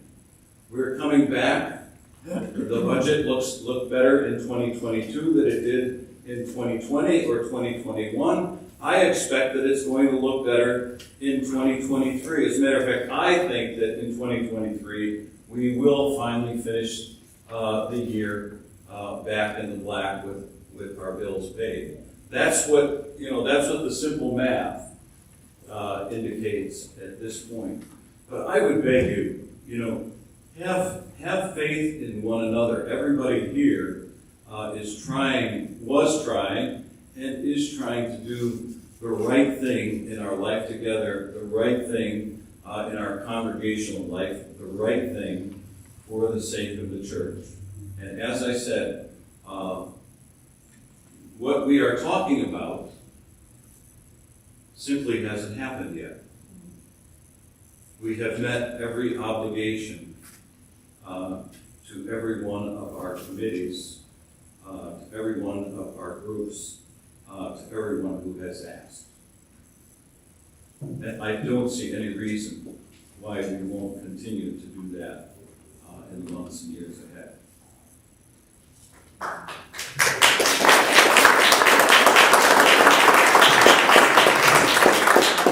Yes, I just want to say, I think you guys are doing a great job. It's the times we're living in. People, young families with kids, when oil has tripled, everything's tripled, gasoline, food, eggs, it's the times we're living in. It's not your fault. You're doing a fantastic job. You're donating your time. All of us here are elderly, not all of us, but a lot of us are elderly. All of us is pretty close to correct.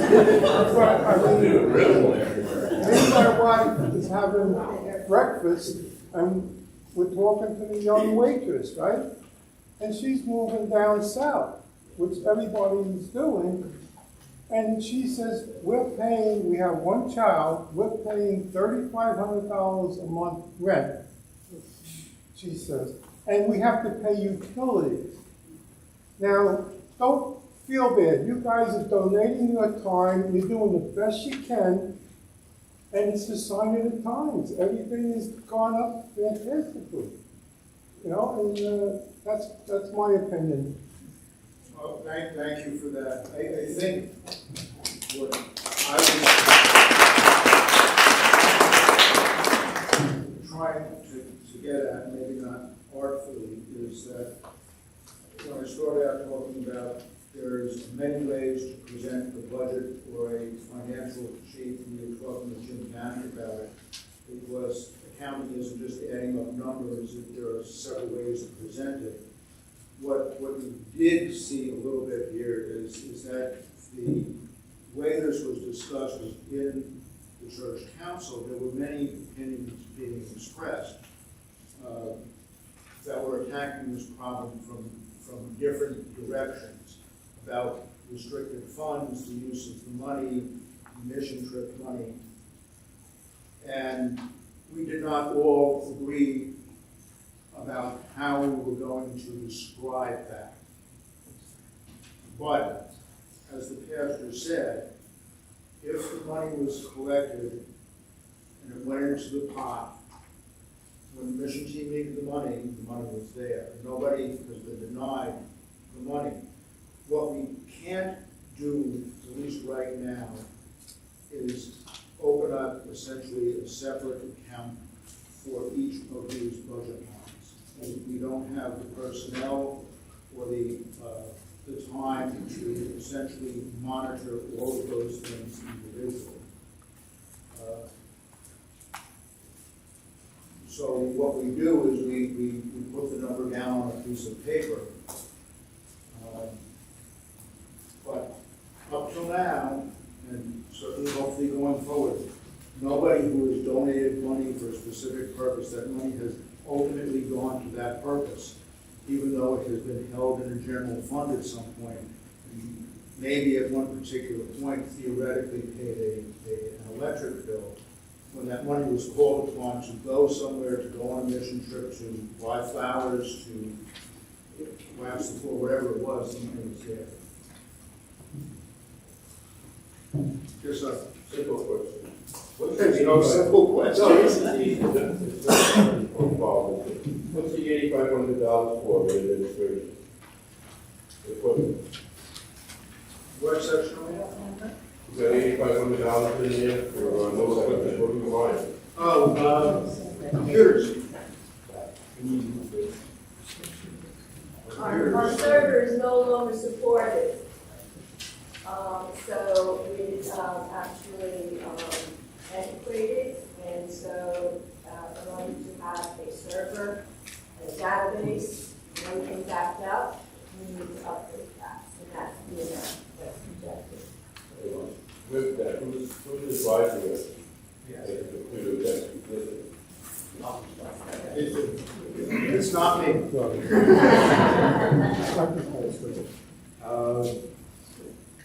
Part of it also is the renewal of the subscription. As most of you know now, Microsoft has it where you don't just buy it once, you subscribe to it. Same thing with QuickBooks, you don't buy it once, you subscribe to it, which irritated the hell out of me, okay? Because I purchased my QuickBooks back in 2000, I upgraded it back in 2016, and my assistant went to do something with it and said, you have to, go to respond to an upgrade rate. As a result, it costs me more money every year now, instead of having it available just on that. But there are other programs, Zoom meetings, you have to have that program for that. So that's all that computer issue. Next year, there's going to be a line item that says computer equipment and renewals and supplies. So $8,500 for hardware, save a lot. Hardware and software, and the installation. We have a proposal for, I believe it's $6,700 for doing that computer work that we need at the office, which also gives us backup to the cloud, monitoring And there's a $10 a month subscription rate with that too. Also, on that, for budget purposes, there's a tendency, when we do something like that, to add a little bit extra in, because we don't want to have to come back and say, oh, you said it was gonna be $6,000, and now it's $7,000, now we have to wait for the next council meeting and vote more money to do it. If we don't spend it, the money is just put back into the account.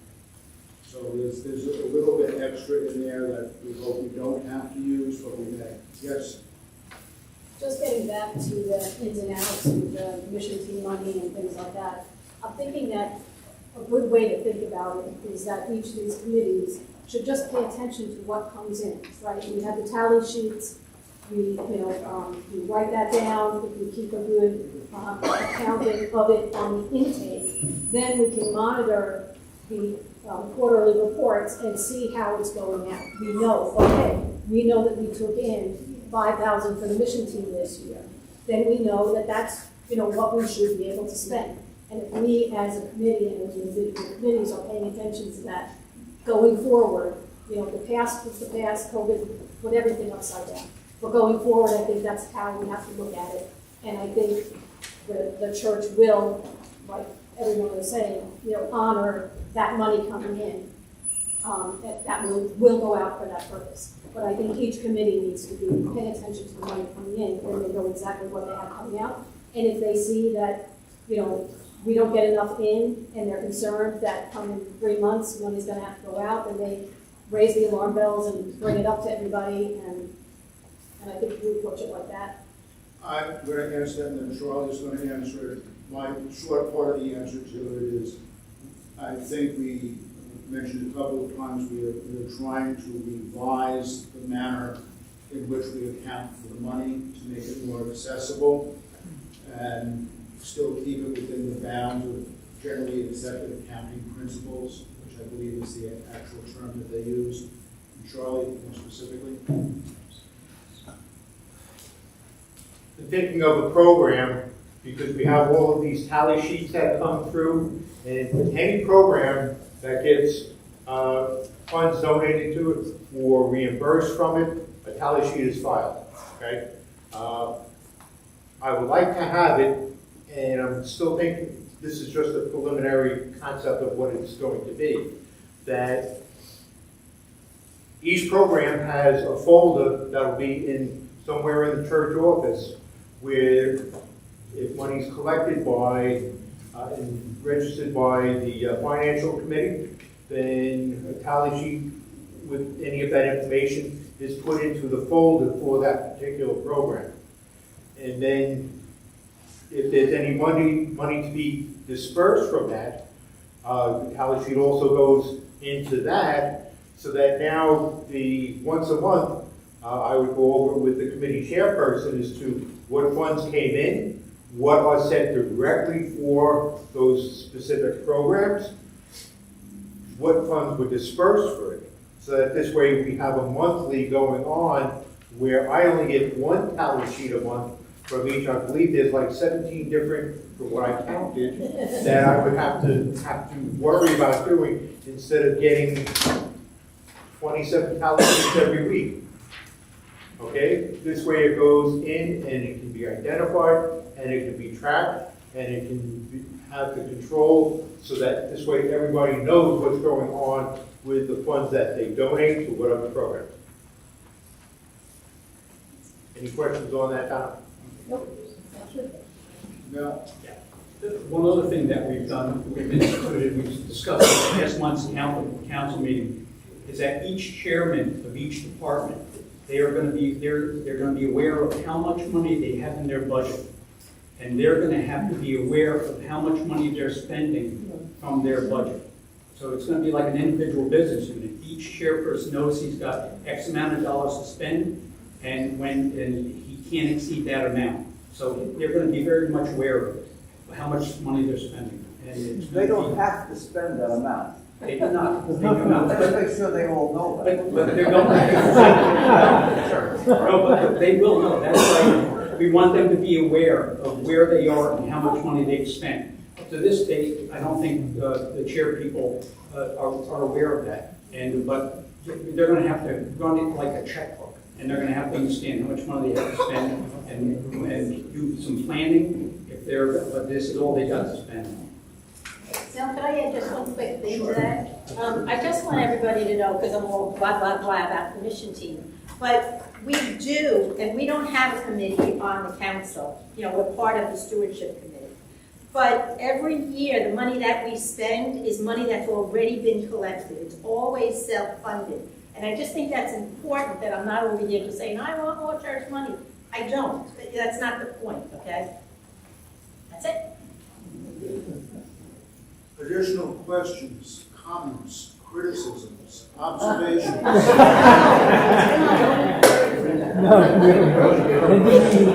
just getting warmed up. I can keep going. No, let's end this. Yes. I'm sorry, just a quick question. I knew there'd be. The kiss of death. No, oh, thanks. The kiss, just quick question. On the last section about office and administration, I'm really glad to see that there's been some money budgeted for secretary healthcare. I think that's great. Are we any closer to having some healthcare provisions for the nursery school teachers as well? Actually, at this point, that has not really been discussed because of, if you have a couple hours, we can get into this, because of the relationship of the nursery school to the church, and how it is run. Part of it is being discussed, but my understanding is that each of the people who is a nursery school teacher is hired on a yearly basis for 10 months. And essentially, those are individual 10-month contracts for employment. They're not year-round employees, and the number of people each year could vary depending upon the enrollment, and it's not a tenured position, although people tend to return, that is not a requirement. All of those things make insurance for something like that intricate. Mike? Yeah. Yeah. To answer more directly, the nursery school, you have your own board, and you have to prepare your own budget. So your board is the ones that establish you're going to get a raise or not this one. I was just confused because sometimes we're considered church employees and sometimes we're not. And I know that's that tricky area that you're talking about. So I just wanted, since I'm not on council anymore and I can't hear what happens, I wasn't sure when it comes. No, I was, that came up actually when we were reviewing the budget. The fact that we were giving our people a 4% raise than our employees, and the nursery school was not. And my words were, maybe you should talk to your board.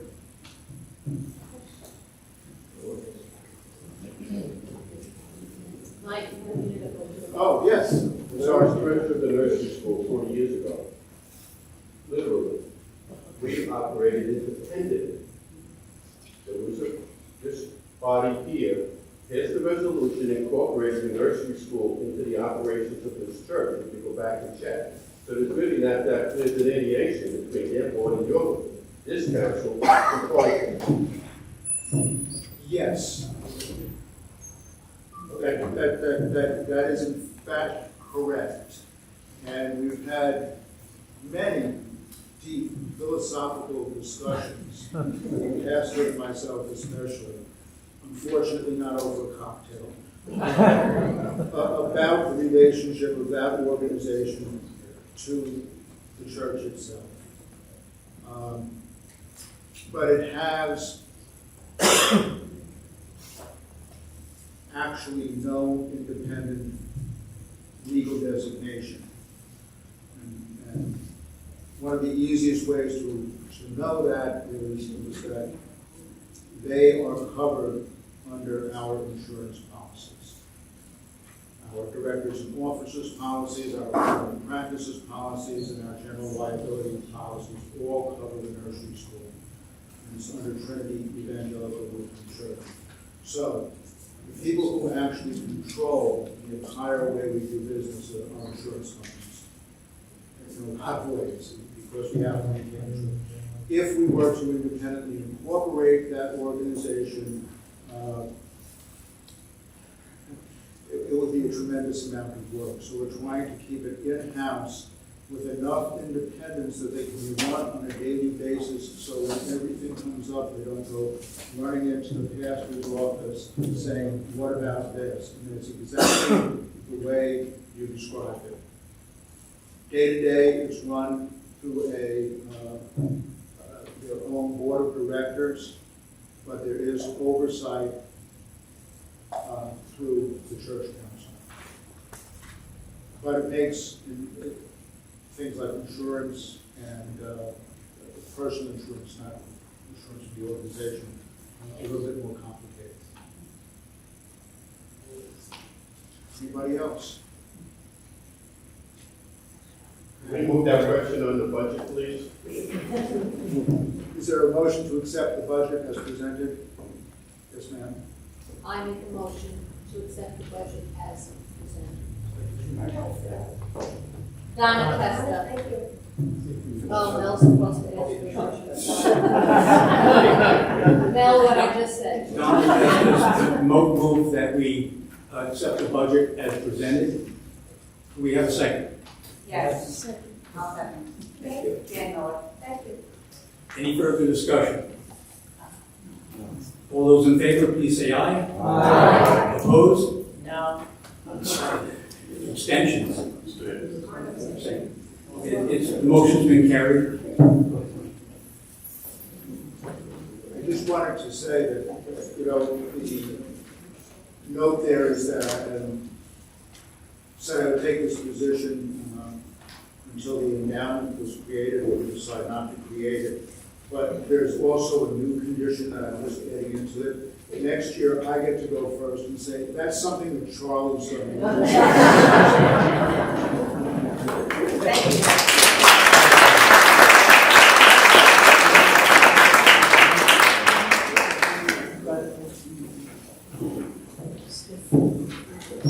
Okay, I'm not aware of any new business.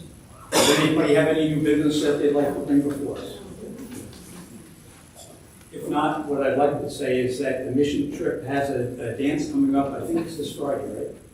And this is a big fundraiser for them, so if you're not doing anything Friday, please buy your tickets and help them raise the funds that they need. Esther, if there's no new business, would you please? Yes, I'm sorry, Sharon. Ladies and gentlemen, just let me introduce myself again. I'm Sharon Jones, and I presently serve as the secretary to the council. I was appointed to the council last year, so this is the first year that I've been on council. I have served on a few different committees. I'm not a long time member, I've been here for probably 20 years. But I served in a few different committees, but I really didn't know about the council, and I learned about the council, and Lorraine encouraged me to run. This year has been a big learning experience for me. There's been the good, the bad, and the ugly.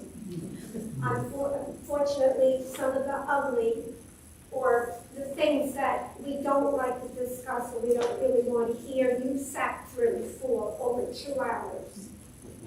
And it has been a difficult year in many ways.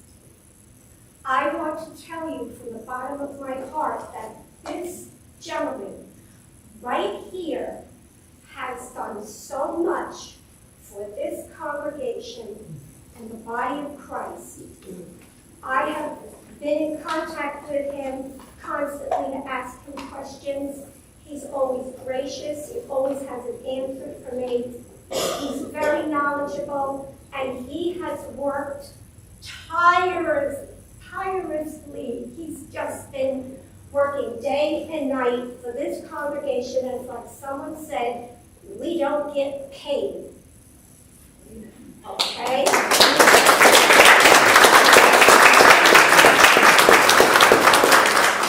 I thank you for your support and understanding, and please give Mel all the love you can. I am so grateful that he has such a strong marriage with Teresa, because this has got to be. Thank you.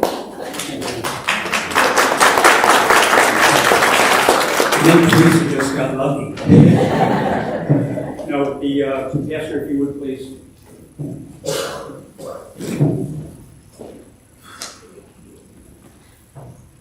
The Lord be with you. O good and gracious God, who is like you, who orders our days and our deeds in your holy peace. Lord, make us aware as your people that this is not my church or our church, but it is your church, and we are your body, your hands and your feet together working in this place. So, Lord, help the right hand to know what the left hand is doing, and help the left hand to help the right hand in its work. Help us to put one foot in front of another as we move forward in the life of the church in the days, weeks, months, and years to come. Remind us and teach us that you are always with us in everything, in every adversity, in every moment of sadness, in every moment of joy and ecstasy. Help us to understand that you will never let us go, that by our baptism we are yours. Not only yours yesterday and today, but yours tomorrow and forever. Help us to understand, Lord, that these brothers and sisters who are here today are knit together, one holy people, one body. Lord, we say so many times, one Lord, one faith, one baptism for us all. Help us to live those words in our daily lives, especially by being graceful to one another and sharing your grace with the world around us. These things we pray in the name of Jesus, who taught us to pray. Our Father in heaven, hallowed be your name. Your kingdom come, your will be done, on earth as in heaven. Give us today our daily bread. Forgive us our sins as we forgive those who sin against us. Save us from the time of trial, and deliver us from evil. For the kingdom, the power, and the glory are yours, now and forever. Amen. This meeting is adjourned. Go in peace, serve the Lord.